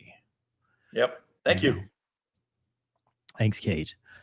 The blob warned us. God, what am I doing, man? Why do I'm in like an oodle? I'm in a loop. Mover, recover. I have the jet. Controls release, feet off rudder, speed braking, a solid control, throttles out. No, is that the Hornet? Yeah. So the Hornet, you had to recite it before every DFM brief. Why? Because Navy dudes are nerds. I don't know. That the boldface was let go, and we still had to recite it like it was something. The first time the guy did that, they sent me to 106 to do some advanced handling or something, and the guy's like, okay, departure spin, go. And I'm like, what do you mean go? The EP of the day is, engine fire on takeoff. He's like, recite it to me. Okay, controls release, feet off rudder, speed brake in. Like I'll read my hand here. How about this? Control. Yeah. Throttles idle, controls neutral. Is that the tweet? Tweet. I didn't fly the tweet, man. Never got. I flew T6. What? Yeah. And they gave you wings? They gave me real wings of silver. Did you know that the F5 has like a 20-something step departure spin? Because it's like you have to do stuff. There's actual stuff you have to do. That's cray-cray. Yeah, it's cray-cray. That's cray-cray. Cray-cray. Anyway, so KMC says, we need better communication among MAGCOMs. Who is KMC? Who is KMC? I don't know. Probably some general that's watching the show. MAGCOMs. Yeah, major commands. MAGCOMs. Yeah. Practice. Playoffs. What? I mean, I want to know what communication is missing between the MAGCOMs right now. All of it. Okay. There's no. Sorry, I'm being difficult. Facetious. Yeah, you're being a facetious man. I get it. It may not come across on the podcast because after driving 8 hours listening to 2 episodes, I'm like, we got to be careful. Listen to me. You have to audiobook it. You have to be like, true. And then Skid had his glasses, his reflection in the mirror. He growled menacingly. What? We need better communication across the board. What? Hey, this is off topic, but there was some push for more inspections or something. Air Force inspections. That was part of the Gonky Wombat show. They talked about it. The ACC commander. Wow. Is doing uniform inspections. You mean like your dress code thing? Yeah. Like your dress what? So the issue was too many people are abusing the beard thing, which I think is again ancestor worship. No way. And so they were saying, hey, the first way of discipline is we got to look good. Look good, sound good on the radio. If you can't do anything else, at least do that. And so the ACC commander, Comac, said, every unit in ACC or Combat Command shall do inspections. And so they're doing open ranks inspection. open ranks inspections. 0700. Yeah, make sure you got all your medals on your service dress. You remember when they used to do Blues Monday? Yes. Remember that? Yeah. The nonsense we used to do, like, oh, you got to wear blues if you're not on the schedule, and everybody was Guess on what? the schedule. I'm on the schedule. I was well, we got to the point where we're like, I'm not on the schedule, but I could be. I'm on reserve for I'm the backup. schedule. I'm the backup to the contingency plan of the I'm backup. gonna be in the gym, and then I'll be the backup pilot. Yeah, I might fly. I'm gonna go to the sim. You don't know I didn't go to the sim. Sim's always open. Can't wear blues in the sim. So, oh my gosh. Okay, so better MAGCOM communications. Yeah, you know what? If I had any kind of power, I would do that. Communicate the hell out of communications. Wow. The Islamic State says just finished specterizing, loved it, and about to start number 2. How often, if ever, did you guys fire live missiles in training, shoot at target drones? That's classified. I did it the one time. What? You didn't shoot missiles? Yeah, I did it once. Mover, we shot the gun and dropped bombs in the A-10 every day. Well, I shot guns in the bomb. He's saying missiles. He said fire live missiles in training just the one time. I shot do rockets count? No, those aren't missiles. A rocket's not a missile? How many times you shoot the AIM-9? How many times you shoot the AIM-9? Exactly. I didn't need to because I had air superiority above me. We didn't shoot at target drones. We shot at a Lu-2.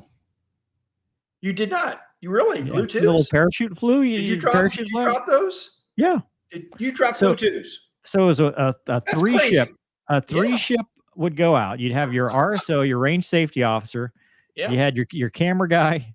Oh, wow. And you had the shooter.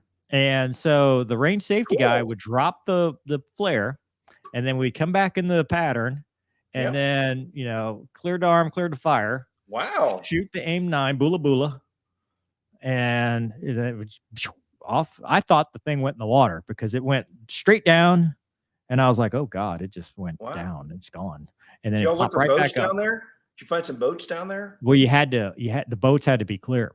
Oh, that's right. So they had whatever the C NOTAMs are, and have to make sure there were no boat, because we did that, and I think we shot the AIM-7s. We shot AIM-120s. Yeah. Okay. Shot all that stuff. I was the dead OIC. It's the last dead I ran at Strike Fatron 204. I got called into the base skipper's office just like Top Gun. Did you stand at attention to your blues? It's close. You wore the Navy uniform, right? Yeah, I was in the Navy. That was Navy. Did you change to Navy wings? Mm-hmm. Wow. Navy wings. They didn't give you a hard time about that? They issued me my You're good. aeronautical orders, because like P8 guys don't have different wings. Helicopter, it's all the same. Okay. Yeah. So I got called into the base commander's office because one of my pilots at La Jolla, you're supposed to check right and not fly over all the thing, and he didn't. Yep. And he flew right over it, missed the departure procedure altogether, and we got I want some butts. He sent his chief over to come get us. He's like the base. Did you VNAB him? No, I just said, okay, we won't do that again. Sorry. Penny Benjamin. And then 2 years later at Key West, we all got grounded for a day, and that was in the Air Force. Day? Yeah, what? Key West with the T-38. What? You didn't hear about that? Tell Skid. Come on. So, COVID flag, our COVID debt. So that was the best debt ever. That was the one where the airlift canceled, and they're like, we're going to go on buses. 19-hour bus ride from Eglin to Key West. One person had COVID. So guess who had COVID? Everybody. By the end of the debt, everybody had COVID. Wow. Red Air canceled. We were just fighting ourselves. So we go down to Key West, and I was week 2, so I wasn't part of all that boondoggle. Yeah. So I show up week 2, day 1, and a couple of our bros were in the same jet flying together. And you've been to Key West, right? Yeah. Yeah. So you're flying to the north. When you're going up initial, you're supposed to step down and stay away from Key West International. Right. Yes. They cut the corner. Didn't know it. Got the phone call tower to tower, hey, which got the base skipper involved, which grounded us from flying the rest of that day. So you all went drinking? No, we all had to sit through safety briefs on how to not fly through the airspace. They made us sit through the training again, like, hey, don't do this again. It was. But if you did it again, you go to Sloppy Joe's every day and drink. Is that where the Russian intel folks are? Ooh. The Russian women that are trying to steal all your secrets. I wrote about that book one time. Yep. Anyway, Blue Rex 3 says that was a great description of how maintainers work. Crew chiefs are usually proud of their aircraft, and a little recognition from pilots goes a long way. Mm-hmm. Exactly. I love them.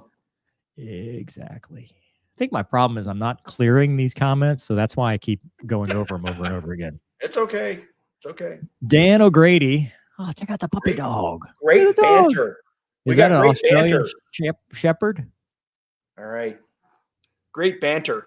Yeah, great banter while I build my gazebo with my new to me dog watching. Hell yeah, gazebo dude. Dogs are awesome. Nice.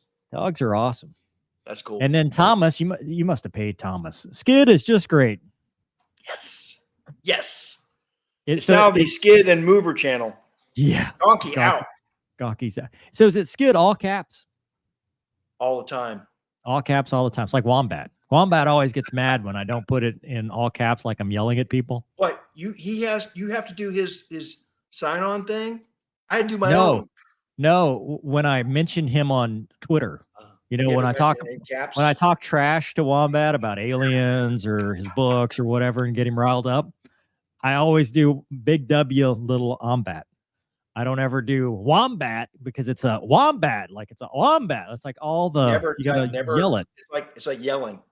Yeah, Wombat, Skid. It's I need some VIP treatment. Yeah. Okay, hey, we got another topic to talk about. The wheels are falling off of United. Douglas, you got that video? Is that your old company? I do. Closed captioning. Untied. For the hearing impaired. Go ahead. Untied. As United Flight 35 took you can mute it. We don't want to hear her. SFO headed to Wasn't it SFO last time? No, this is the wrong one. This isn't the right one. Nah, that's a 777. Back? This was the one. See, they've done it so many times that we've got the wrong one. This one was a 7.5. That was the most recent one I had. Yeah, they've been doing it. It's just a thing. Yeah, it's daily now. Don't worry about it. Yeah, it's Did it hit somebody's car in the parking lot? No, but here's something that was interesting. While Doug finds that, I'll share this one, and it's going to be. I'll have to zoom in like a million times so you can see it. All right. Listen to this. Oh, look, it's my my Luna. They want me to sign in as Lunabelle. It's the Lemoyne. You can follow the Lemoyne dogs on Instagram to watch Luna do funny things. Actually, she doesn't do anything funny. She's just a cute girl. Okay, check this out. Is there no audio? What?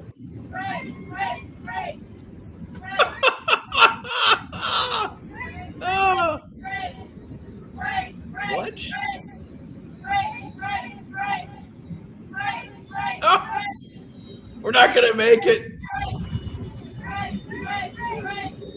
It's kind of catchy if you get. I take it the drink cart was empty. Brace. You can stop bracing now. We've release your seatbelt and get up. Are they still bracing? Okay, they finished the bracing. So it says a United Airlines plane lost one of its main landing gear tires as it took off from LA and then continued on to Denver and landed without incident. So here's my question. Doug, did you ever find the actual video of it? Yeah, I think I got it this time. Okay. Well, I don't know that this might just be stock footage. It's just it's just average, normal. She is not stock. Oh, there it is. Is that a 7.5? Okay, stand by. In Denver on Monday. At 10:01, we were just told a tire came off your aircraft. Again? Okay, stand by. And the 29-year-old Boeing 757 made an emergency landing at DIA after taking off from Los Angeles. It was flight 1001 that had 181 people on board. Oh, man. That might just be stock footage. Okay, so I have questions, Skid. I'm going to turn this over to you since this is your alma mater. Alma mater. Alma mater. Alma mater. Alma mater. Why were they bracing? You never know what's going to happen when you land with a missing tire. Yeah, The airplane 7 of could 8. flip. Yeah, Do you remember 7 of 8. Remember the Sioux Falls crash? Yeah, but they had a lot more than just one tire missing. Yeah, they had a little more problems, but no, that's just being super safe. No, I'm serious. It is I guess I can't trash them. No one can sue them now because they didn't say brace. Brace. They said it a lot. They Not told said me it a to few brace. times. I would have hurt myself. I almost wonder. So again, in my pretend captain world, yeah, one of the things I had to do was, do we find some? Did they lose another wheel? Oh, there it is, bouncing down the road. Look at that tire go. At least this time it didn't take out a Tesla. That's like NASCAR. Yeah. Wow. So anyway, during my travels, every time there was emergency, you had to go to the non-normal checklist, non-routine landing checklist. Non-routine. And I had to brief, they got to say 2 in, 2 out, but they have your little checklist and it says brief the flight attendants. And it says evacuation is anticipated. Yes, no. And if the answer is no, which this case, I wouldn't expect them to, they didn't evacuate. So I would assume that the briefing was no. You start your conversation with, we will be doing a precautionary landing, which that triggers a whole bunch of stuff for them to do. Hey, how's that different from a normal landing? We're just telling them. You got your seatbelt on. You don't have no drink in your hand, but it's a precautionary landing. Why are you look, I didn't know there was going to be a test. Okay. I'm just telling you, I'm I didn't curious. ask. Look, I wasn't a real captain. I was just a simulator captain. So I don't know. I told him precautionary landing, and Becky in the back said, okay. Yeah. DCS. Or as Gonky says, bubbles or candy or whatever the flight attendant he always uses is. Okay. So anyway, so you always brief the precautionary. You said, hey, this is a precautionary landing. Here's the general description of the problem. Yep. Here's when I anticipate we're going to be landing. Done. And then you make the PA, which they made fun of me because I'm not a PA person. You're not with your skill set. That's not in my wheelhouse. The radio voice. I have the radio voice. It's just I'm a little bit too abrupt. Like I'll tell people, hey, the engine just fell off. Hold on to your butts. We're about to land. Gotcha. And they don't like that too much. That's why I'm just a first officer. I'm not a captain. They don't pay me captain pay. Views are my own and don't represent any airline or whatever. But as part of that though, you're telling them precautionary landing. No, you don't even say evacuation because that's the thing. Right. So I don't know. We never talked about it, but I cannot imagine them saying brace, brace, brace. Like, I wonder if something got lost in the translation between the flight deck and when they made that brief. Because if we're taking off, right? Lost a wheel. Oh, that sucks. Run the checklist. Hey, we're going to continue on to Denver because it's not that serious. We're going to burn down some fuel getting there. We might as well get to Denver. Yeah. At that point, what? Like, it's just a normal landing at this point. I know. And you land, you make a PA, you say, hey, ladies and gentlemen, they're going to come look us over. Please keep your seats. We want to make sure everything's good. You might see some safety vehicles, but there's no danger. Yeah. Right. And I know it's nitpicky. I mean, realistically, does it hurt anything for them to brace, brace, brace? No, it makes for a funny video for us to. It's free. Bracing is always free. You can brace on any flight, really. You have to go down that rabbit hole mover of what if. You got to do the what ifs. What if the gear collapsed? And that's true. That's valid. It could be. I don't know what the checklist is for if you lost a wheel. It's not. I don't think it's brace, brace, brace though. It's just a safety thing. I don't know. I don't care what happens. I'm as long as I get there. It doesn't matter what happens. I don't care about. They're with you, man. I'm number one. As long as I make it there safely, everybody else probably will too. Is that why there's not ejection seats in airliners? So I have a vested interest in getting this airplane. No, I mean, I think they're just being super safe after their 2-hour flight with a missing tire. I mean, hey, let's brace. Let's call brace. I guess the next question is why it's not a Boeing thing. This is a maintenance thing. And we Correct. just finished talking about how Tires, proud yes. we are of maintenance and stuff like that. So what's going on? Is this because of, I've heard talks, and I don't know what United is, but when we talked about the last couple wheels falling off, because it seems like we talk about this every week, they were talking about like heavy maintenance, like depot level maintenance and heavy checks and stuff being done in third countries, like third party, third continent, somewhere else, not America. It's cheaper. Is that potentially at play here? No. Are people no, I think that, I mean, the tire falling off is some sort of, either it wasn't, rigged on the wheel correctly, or it wasn't zip tied on correctly, or, something failed on the tire and it came off. Okay. That happens, right? Tires do fail sometimes, right? We saw the first airliner earlier today. That had just had a wheel change. It had just had a change. Yeah. You never know. Potentially. You got a recap tire. I don't think third country maintenance is, you can't declare or find a trend that this certain company is having problems because they use some type of shady outfit that not using right parts or something like that. I mean, the general public's welfare is very important. So I think the airliners are stepping up I hope they're stepping up their game. Well, what they're going to have to do is just like NASCAR. You suspend the tire changer for a couple of races. And if they keep doing it, you got to suspend the crew chief too. Gas man. Yeah. I mean, if the tire changer doesn't, you got to have the lug nuts. You got to get that lug nut secure. You got to check and make sure. If you don't, you're going to be suspended and fined. I mean, it's getting to that point. Yeah. Did you ever see how quick they could change a T38 tire mover? Did you ever watch those guys do that? Yes, amazing. I have. Yes, I have. Yes, I have. Yeah, I've seen. They have that on 10 minutes. Yeah, the little bottle jack that comes out. Yeah. Easy. Probably a little bit more difficult on a 7.5. A little heavier, a little bigger. Bigger bottle jack. It's a bigger bottle jack. All right. Well, we've solved that problem. So I finally got the right video, so we're gonna watch it. Let's do it. No, that's not, dude. That's a 777. Still the wrong one. That's the wrong one again. That's a 777. No, that's it. That was it. I swear. No, that was the 777. Look at that. It's gotta be. Look at the nose. Land safely in Denver.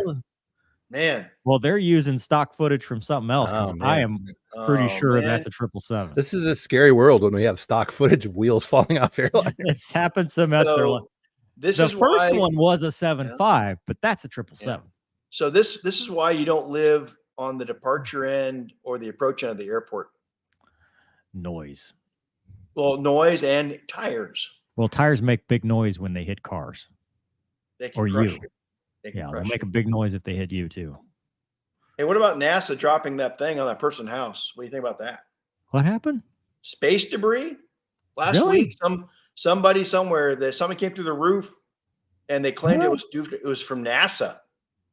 NASA, huh? From the space station thingy. Well, I don't know why they're going to sue NASA. I would sue SpaceX before I'd sue NASA because NASA's probably broke. Probably not gonna get any money out of them. If I'm gonna sue somebody, it's Elon. Yep. All right, back to the chat. Thomas says Wombat Skid. Yes. Wait, he made it a lowercase All Wombat caps. and an uppercase Skid. Ashton says someone has to make a remix of that now. I think he's talking about the brace. Brace. Gotta brace it. Ernie Irvin lost. Aaron says Ernie Irvin lost a hood. That's way better than a tire. What did he lose? A hood? A car hood? Yeah. I've seen a lot, like at the Chicago race, the hood folds up after wreck and gets caught on the windshield, but apparently there's enough gap that they can see through. That's good. Yeah. So he doesn't kill. Nope. Sean says they're changing Mace for the next show. Mace.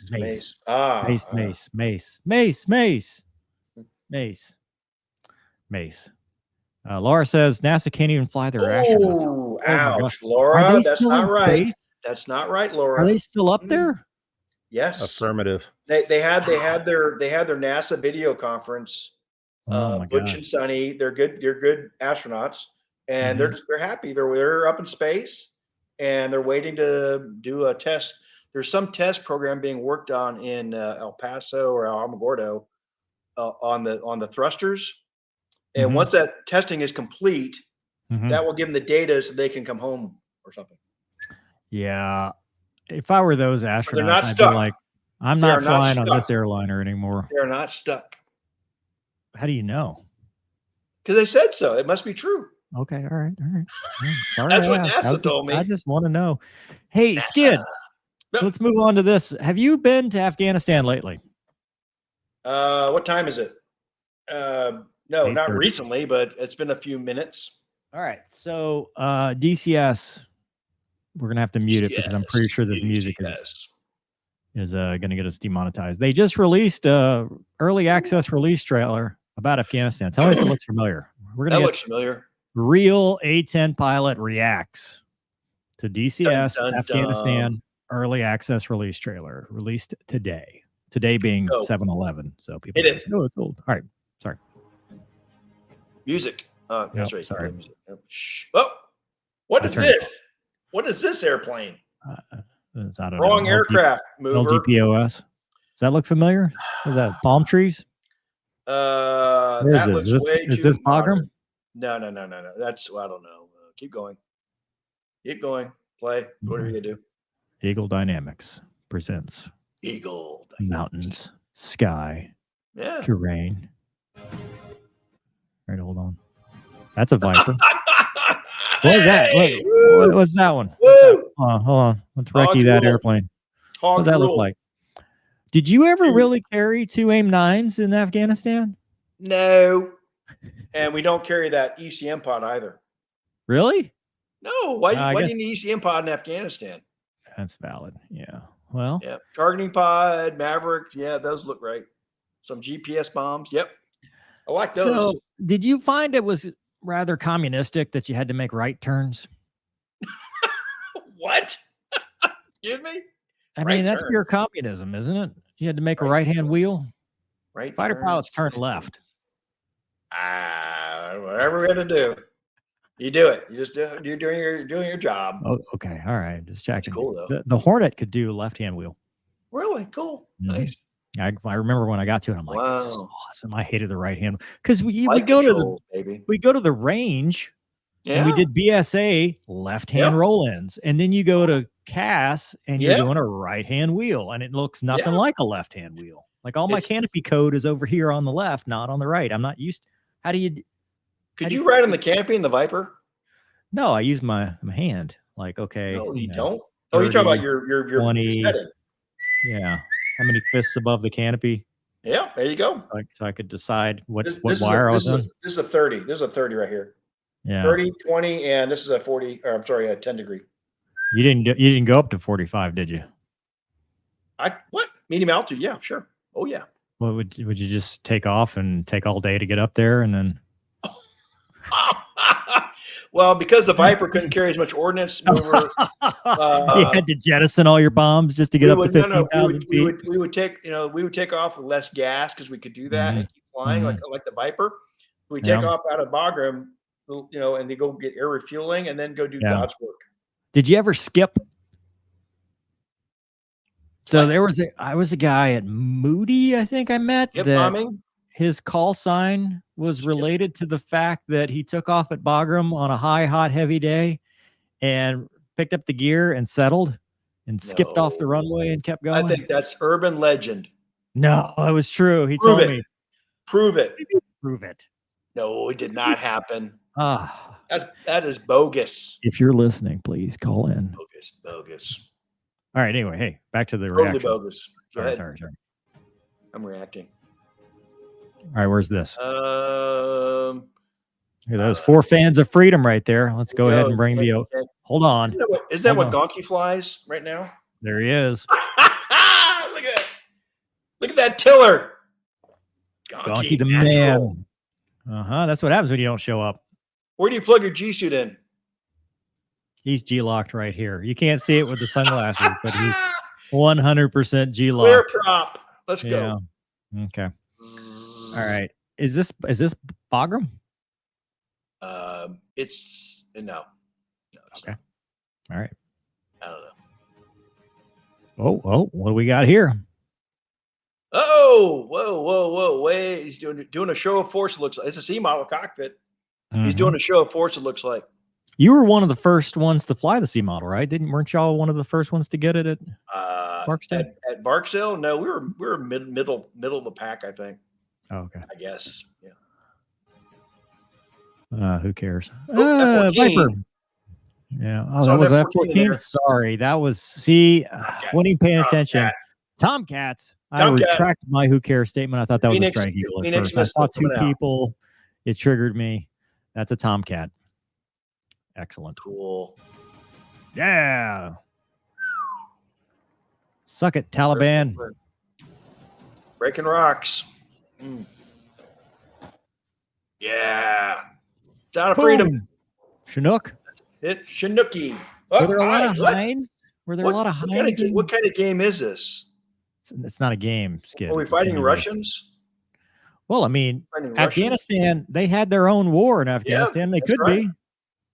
Yep, we helped the Mujahideen defeat show of force. Look at this show of force. So hey, watch it, buddy. Whoa, that's graphic. There's no tankers. There's no tanks in Afghanistan. Wait, was that an MRAP? What? Oh, reverse Maverick. I like that. Dude, is that an MRAP? Yeah, that's an MRAP. Mm-hmm.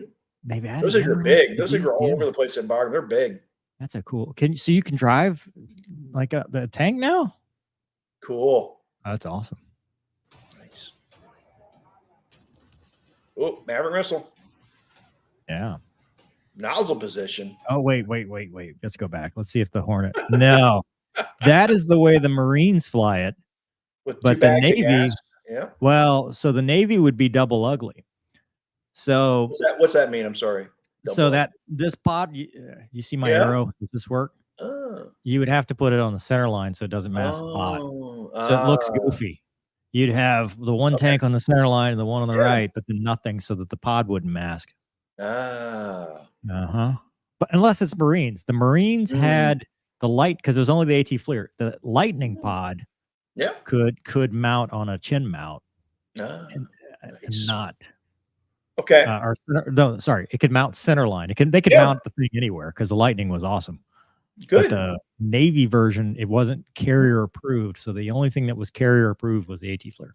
Nice. He's too high.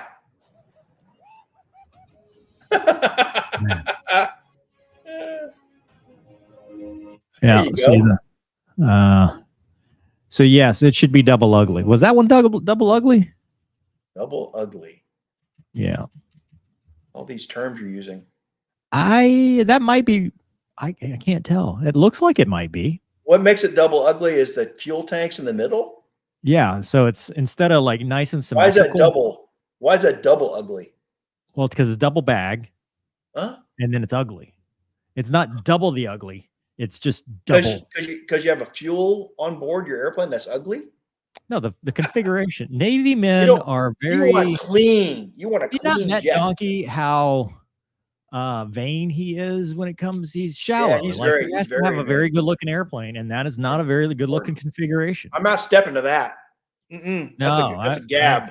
No, I'm gabbing. That's a ground abort.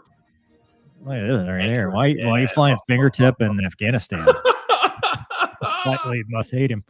The imagination of our people. I mean, there's a beautiful graphics. Look at that. Is that like the dude's name on top of the? Is he wearing NVGs? No, it's Jahimix. It's Jahimix. Oh, Jahimix. Dude, that's Jahimix with the PBG. Nice. That is some great. Is that the thing that inflates the back of your noggin? Yeah. So PBG will send air in the mask, forced air, because it's trying to inflate your lungs, and it'll inflate the helmet, the bladder and the helmet to press. And you're wearing combat edge. You're wearing combat edge, right? Combat edge. No, you don't have to wear combat edge. No, I never wore combat edge. So what is that good for? Just for G-lock? Yeah. So when you pull 9Gs, right, your air wants to expel the air because if you've got pressure breathing, it's keeping the air in your lungs. And it's making it easier to do that quick air exchange. So, it's not something a hog driver would need at 4Gs. No, because we're better pilots. Of course. Just saying. Apache. All right, I where's don't need this? no 9. I don't need no 9Gs. Now, where's this? Where are we at here? I don't know. Looks like Phoenix. Dude, wait. Tucson. Okay. Here's the problem. You see all these things called lights? They don't You see have the those there? lights? No, Yeah. they don't have any power. They're all dark at night. Dark. No, nice try. Yeah. Got a Chinook. There you Got a go. bunch of. Did they have Abrams in Afghanistan? No. They were all in Iraq, huh? Yeah. Or nowhere. There was mostly strikers in Iraq. Yep. You needed up armored vehicles for all Whoa, the whoa, whoa. IEDs. Oh, ATAC's out there. ATAC's there. Sweet. Yeah. Mercenary pay. Yeah. No, that's the French in the Mirage. Oui. The French. Did you ever work with French JTACs in Iran?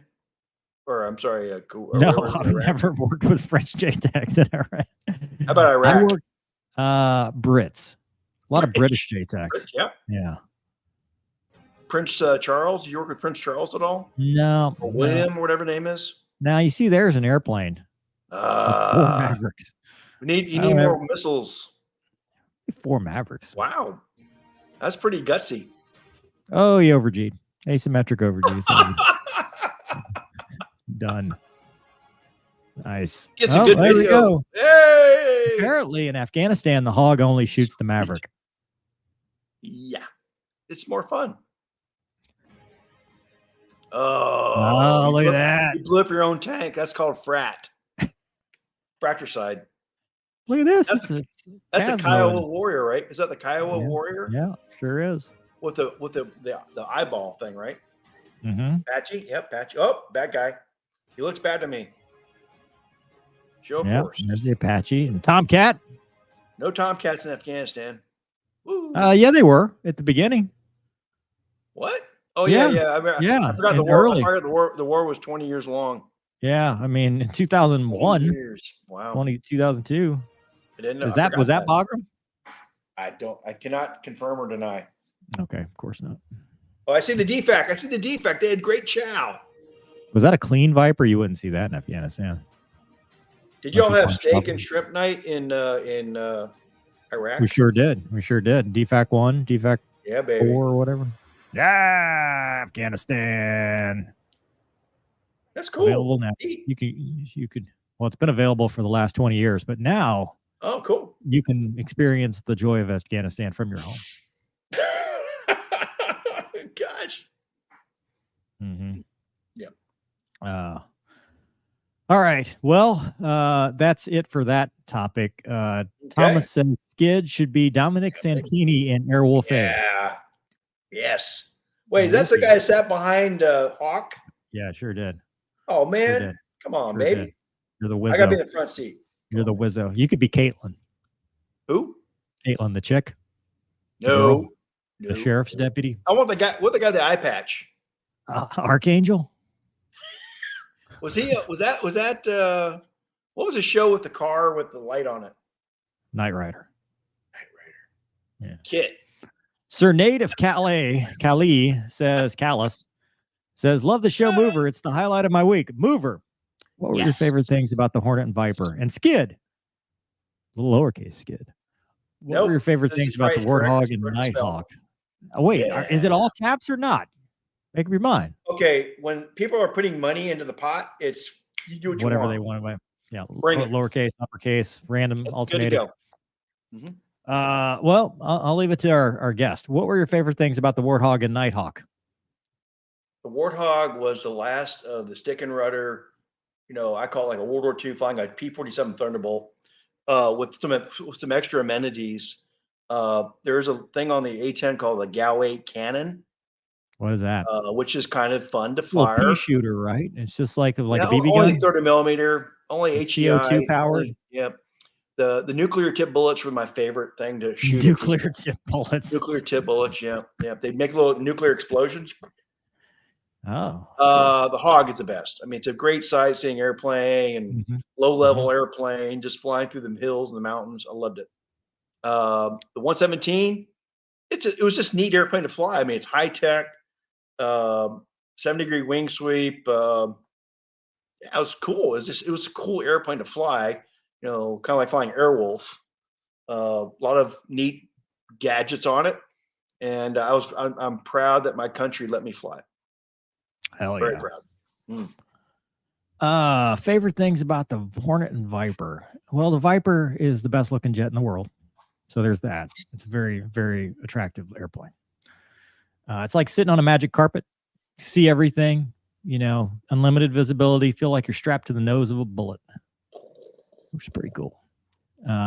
It hurts you though. It'll hurt you if you're not careful. It'll hurt you even if you are careful. It's a very physical airplane. Wow.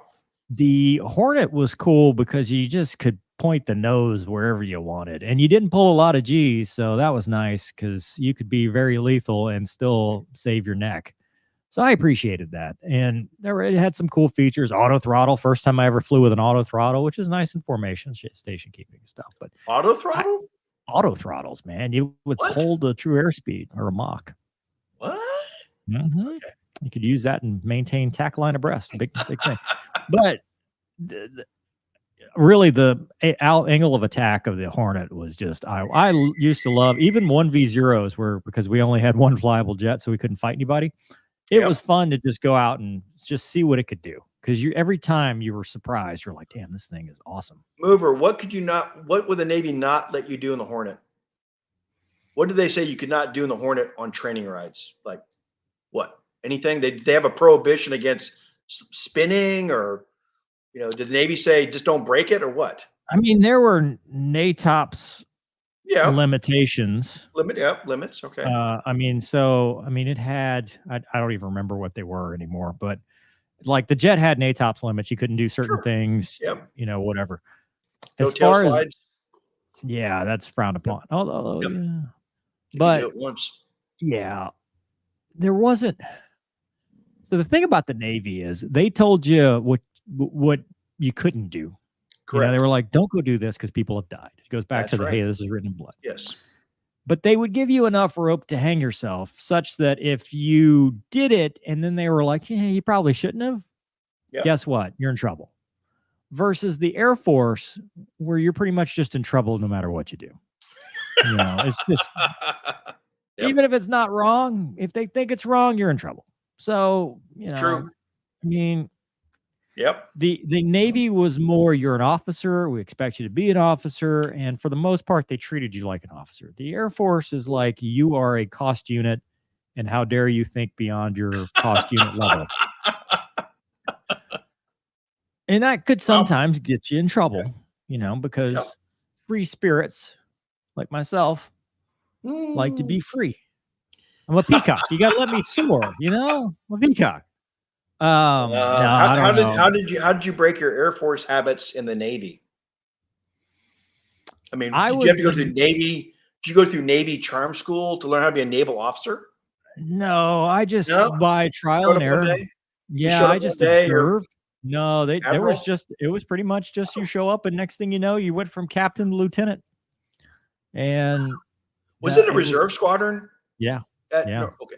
Mm-hmm. So, but and it's unlike the Air Force Reserve. They don't hire off the street.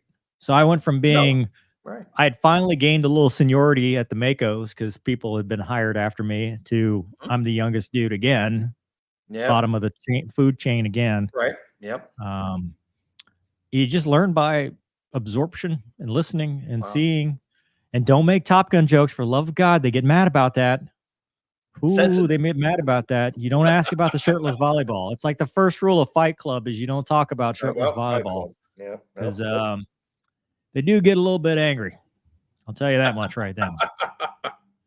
Anyway, hey. Did you get brown shoes or black shoes? Brown shoes. And you know what? It's the same crappy core frame or whatever, so the difference was I did ADSW orders. I did long-term active duty orders. Oh, nice. But they made me go to Norfolk to like in process as if I was deploying, even though I was going right back to New Orleans. Yeah. And it's all in khakis. So I had to borrow. I didn't own any khakis. So I had to borrow some dude's khakis. I was a lieutenant. I didn't have any money. So I borrowed some khakis and I borrowed some shoes. I actually borrowed Sully's shoes. And I was walking back from class one day, and I was like an 18-wheeler that had lost its tractor tire because the rubber soles just disintegrated the whole way back to the point that by the time I got to the room, there was nothing left but like the wooden, the bottoms, and that's you it. You went down to the rim. I lost the rubber, and I was just like that 737. Really, I had a blowout.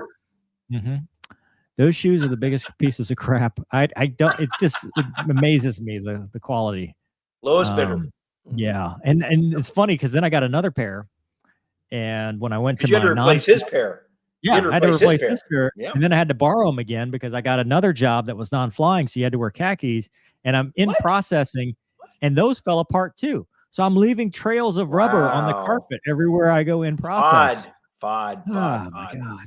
Yeah, I don't miss that at all. I don't miss it. I don't miss it even a little bit.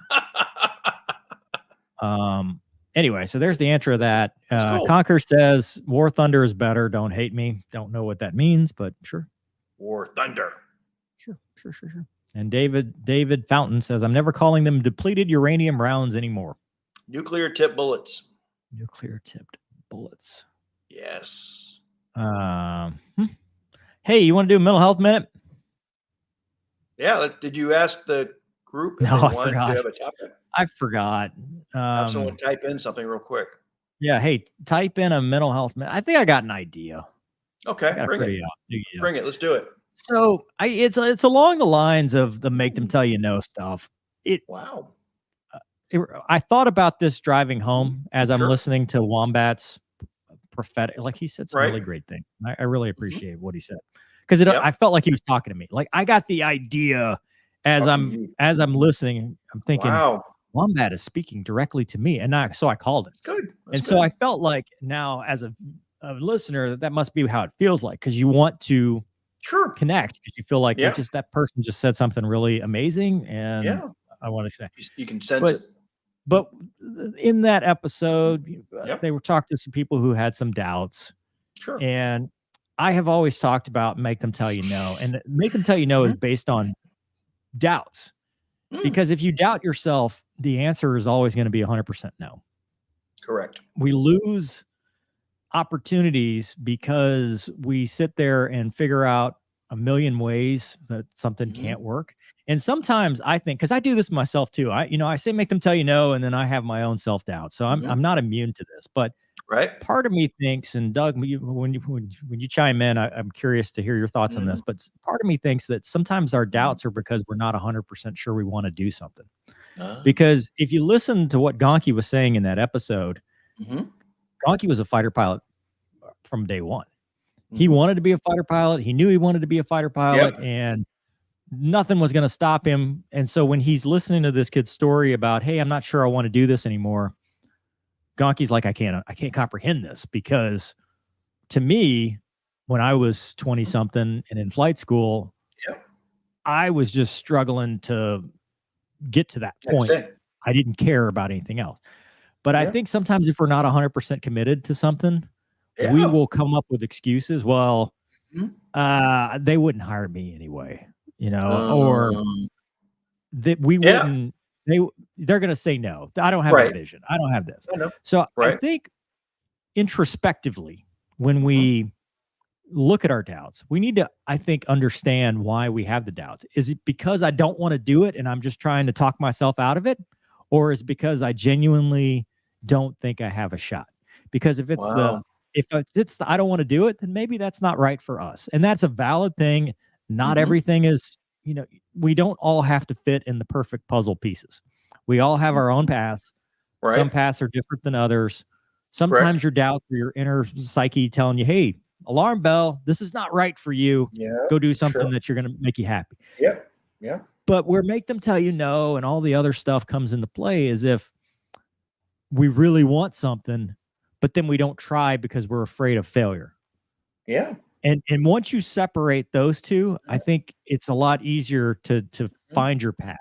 Because if you don't want to do it, that's perfectly valid. Just be honest with yourself. Just be honest with yourself to the fact that I don't want to do this. Perfectly valid. Not everybody has to do everything that's cookie cutter. Everybody's got their own different way of doing stuff. But if it's, I really want to do this and I want this more than anything, and I'm telling myself no, I'm losing. I'm losing right out the gate. There's no way to win if you don't start. There's no way to win if you don't put yourself out there. And it might not work out. There's no guarantee that it'll work out. But if you don't try, it's 100%, it's not going to work out. So correct. I have discovered that when I want something, I just try it, see what happens. If it works out, great. And if it doesn't, don't, no harm, no foul. Right. But I've also discovered sometimes that I'll go along because everybody else says I need to do it. And I'll be like, well, they'll probably say no, but deep down, it's because I don't want to do it. It's because my heart's not in it. Yeah. But you need to be honest with yourself. And that's it. That was kind of the thought. And once again, I always say, use your friends, talk to people that can both agree with you, but also have friends that'll be the devil's advocate and disagree with you and be that sounding board. You don't want an echo chamber, because you want somebody that will be honest with you and tell you when you're out to lunch. So always, if we talk about mental health, 988 Military One Source, use the resources available. Chaplain is always a good one. Yeah. Talk to somebody. Don't hold it in. 911 if it comes to that, but just please, don't take care of yourself. Situation. But Skid, what do you got on this situation or this topic, man? Yeah, this is a really, really good. I love the off the cuff you go along your day, and my life is in the dumps. I don't like my job. I don't like this. I don't like that. I have dreams. I have a dream of doing something that's going to make me happy. And if your dream, making dreams turn into reality, you're going to have doubts. You're going to have, can I do this? Can I make it happen? These guys are way good, and I can't be there. It's like someone going off to the NFL, right? What's the chances of a college kid making the NFL? Like 1% less.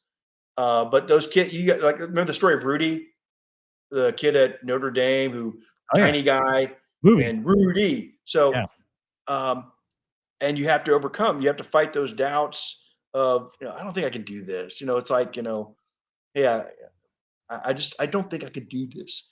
Versus, do you have people who help you and boost you and say, no, you can do this. Try it. Give it a try. Mentors, having good mentors in your life who know you. Maybe they're from the aviation world. If you want to be a pilot, and they think, hey, I think you have a good attitude. You'd be a good pilot. I think you'd make a good pilot. Not a great pilot, but a good pilot. Give me a good pilot, and you're doing just fine. So, like you said, I think you were spot on with everything there. Is you got to keep your head on a swivel. You have to, wiggle your fingers and toes. When you're air refueling, remember that? Don't formation. Do this. Relax, fingertip. Absolutely. Relax, fly calmly, fly casually, as they said in Star Wars. No, it's true. I mean, just be relaxed, dude, relax, and get the best advice you can. If you have doubts, which you think may portend to, I don't really want to do this, because I've got peer pressure. That's the thing that for young people, the peer pressure of the thingies, right? I got to do this. I see this. I got to do this. If I'm going to be accepted in my society, I must conform to what they're doing, so I'm not the lemming or the outcast. But if you have good role models, you like, John Wayne or whoever, heck with you. I'm going to do what I want to do, as long as I'm not hurting anybody, not hurting yourself. You're trying to do right by your family and friends. You're not. Again, doubts. That's part of a good check on yourself. That, hey, I've got a test in DiffyQ or engineering. I got to pass this test. I don't think I'm going to be able to do it. I really don't. But you cram, you study hard, and you get out of the test and you come up with an A or a B. I can't believe I did it. And then your doubts are relieved. Right. Because once you have that, validation, you go, hey, I have doubts. I got through them. I did well. I either talked to my friends about it. Don't keep it to yourself. That's when you get burned up, right? Yeah. You get mad. You get. So I think all those things you said are great. If you have any problems, please don't keep it to yourself. Please, get it out to others that you trust and love, and trust and love you. and then seek help. Please do not ever take the wrong avenue, because you can't come back. For sure. Doug, Hey. what do you got, man? Come on, Doug. You pointed me in kind of a specific direction here, so let's see if that's what you meant to do. Stovepipe. The work that I've done, and like the real professional work, has always been super data based. So this whole idea of doubts being some kind of reflection of your unconscious mind, or do dreams mean something? I'm obligated to say, hey, that's not real. But damn it, yeah, right. Not too long ago, psychologists started doing some work on intuition to figure out, if there really is such a thing, because everybody wants to say that the same thing I just said. It sounds like nonsense. But what you find is with people who have a whole lot of knowledge about a topic or a whole lot of experience, they tend to jump to conclusions that are correct more often than people who don't have a lot of knowledge in a topic. So we have to allow for that. And, so what you said about doubts possibly being an expression of a real problem, I'm not going to discount that. I think, when we have doubts, we have to be realistic. And like you said, get outside our echo chamber and say, hey, this is bugging me. Is there really something going on here? Or do I just need to go ahead and be confident and keep moving? Yeah. Superstition happens for a reason. A lot of superstitions have merit. Yeah. And to that point though, Doug, I mean, I think it depends on your audience as well, because if you're in a room full of accountants and you're like, hey, I don't think I want to be an accountant anymore. I don't think I can do this. The room full of accountants are going to be like, what do you mean? This is great. Exactly. It's the greatest job ever. But if you step outside and you're like, well, hey, I'm thinking about being a lawyer, and you go talk to the lawyers, they'll be like, yeah, come on over. So you have to meter that advice with the source. You have to go, well, wait a minute. Is it because it's right for me? Or is it because, am I doubting myself because deep down that's not something I want to do? Or and not even deep down. I don't even mean the inner psyche or whatever. I'm just saying, so things build up, right? You're not living in a vacuum. Over time, you get biases, you get all these different thoughts, and it's your personality. And so if we don't listen to ourselves, what's the point? Well, and a lot of the modern conception of intuition is right there where you're talking about. It's not like deep subconscious, deep psyche stuff. It's just you're better at recognizing a pattern. And it may be that helps you succeed, or it may be that sometimes it needs to realistically hold you back. And then, having a good system of social support to help you make that decision is the tough part. Yeah. Well, I mean, some of it's just survival. Well, I'd have a lot less holes in my body now if I had some self-doubt once in a while. a lot less scars and broken bones. Whoa. Yeah. I mean, go full throttle a little too often. I mean, there's nothing worse than when you're like, you do something, you knew you shouldn't have done it, and then you're like, God, I told you so, but it's just you. It's me to me, Voice of reason. I probably shouldn't have done that. Well, cool. I still aspire to do that ahead of time rather than after the fact once in a while. Yeah. Well, anyway, that'll do it for the mental health minute. I appreciate the input on that, and that'll do it for the show too. Skid, you're a rock star, man. Thanks for I'm going places. I'm taking you with me. You and Gonky are going to be my team. We're rising tide, raising the ship. The 3 ship of justice. The 3 ship of justice. Add Wombat and Mason. We're a 5 ship now. Oh my God, we're like a Thunderbird team or something. It took the mission with almost no brief. I call the ones that just go by themselves the solo. That's the one I would be. I don't want to fly. You don't want to be the number 6? Nope. What is that? The one that's solo, right? The solos? Oh no, 5 and 6 are the lead solo is number 5. 6 is the backup solo dude. Perfect. I'll be a backup solo. Nope. Backup solo. Get to go to all the parties, sign all the different things, and don't have to fly formation. You don't want to be the narrator? No, I don't do PAs. If I can't do PAs, I can't be like, from the left. Here comes Gonky. No, you get up there and you do and you get. Were you a narrator? I was an A10 demo narrator for 2 years at the A10. Still remember it? It was incredible. 100,000 people at Abbotsford, Canada. I've got the microphone. It was like Welcome to the A10 demo team. Yeah. Do you still remember your spiel? Go. Welcome. Reenact it. Family and friends, welcome to the air show. It was like a 5-page script from ACC Comac. Welcome to la la la, and I made it like a monster truck rally, and A10 comes through, just blows up. Explosion. Yeah. Exploding 100,000 people rocking to me. Damn, Skid. It was a great time. Aaron says Doug is my YouTube clinical psychologist. Don't call me that. There'll be a fee for that. Makes him. I actually almost got into a bar fight over whether you can and who should be called that one time. That's no joke. Wow. Why would you get in a bar fight over that? Oh, some people get sensitive about what kind of bar? What kind of bar was this? Dive bar? It was in San Diego. Wow. Uh-huh. I cannot imagine a bar where you're arguing about clinical psychology. I say, I'm talking clinical psychology. It's a tougher crowd than you think. Is it Fraser Crane here? Oh, Skid. Crazy with the stereotypes, you guys. Yeah, sorry. Did you break the fight, Doug? No, we decided to have a beer and get over it.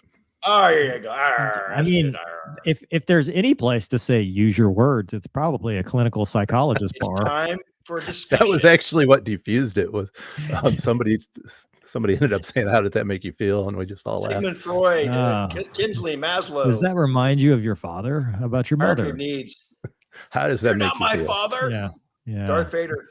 Was there a couch in this bar? There was not. There was not. No, not that kind of couch, Skid. Come on, man. No, come on. Talking about the couch where you tell about your feelings, man. It was pretty nice, but it wasn't that nice. Not a black couch. Jeez. That was probably before that couch existed. Tell me about your mother. What? That's at a fighter bar. That's a fighter squadron bar where you're like, tell me about your mom. Yeah. Hey. I can tell you more about your mom than you know. Yeah. I'll tell you everything about your mom. All right. Well, we're off the tracks again, and the show has finally come to an end. See, I'm like Dr. Seuss now. I'm looking for A10 demos on YouTube to see if I can find one with Skid narrating. I think they're all classified. Pre-YouTube, probably. There was like that was back in the last century. Cassette. That was last century. That was like 1998, 99. I was on the demo team. It's going to be somebody's VHS. Yeah, it's going to be You'd be surprised. It's pretty cool. Hey, I can say definitively, based on the viewers, that Gonky's the reason the show exists. Because ouch, all about Gonky. We've had one half the usual total without old Gonky, sir. Because he put out the notum about not having a show tonight. Gonky. It goes back to MatchCom communication is what that goes down to. Gonky basically decided that if he couldn't be there, there was no show. He went wild dingo on you. And I said, listen, man, I'm going to help you out and keep the show going. And he's like, no, there's no show. Is there Luna Cam? Where's Luna? Luna never showed up. I don't know what's happening. Where's Luna? She's, I even changed the Luna Cam to give her a better angle. Luna Bell. Luna. Yeah, I don't know what she's doing. She'll show up as soon as we're done. Looking for doggy treats. No, she's smart that way. She knows it's bedtime. I found one from 1990, Skid, but it didn't sound like you. Yeah, it's before me. Well, I mean, old-timey videos distort voices. Yeah. It was way cool. Nothing? No Luna. Okay, well, thanks for everybody watching. Good times. Thanks, guys. Hope you guys have a great week. See you Monday. So it's only like 4 days away. Monday, Tuesday, whatever days next. Be safe this weekend. It's not very long to come up with topics. We got to hurry. Yeah, we got some from last. We'll make Gonky do them. All right. Good night, everybody. Good night. See ya. Take care, guys.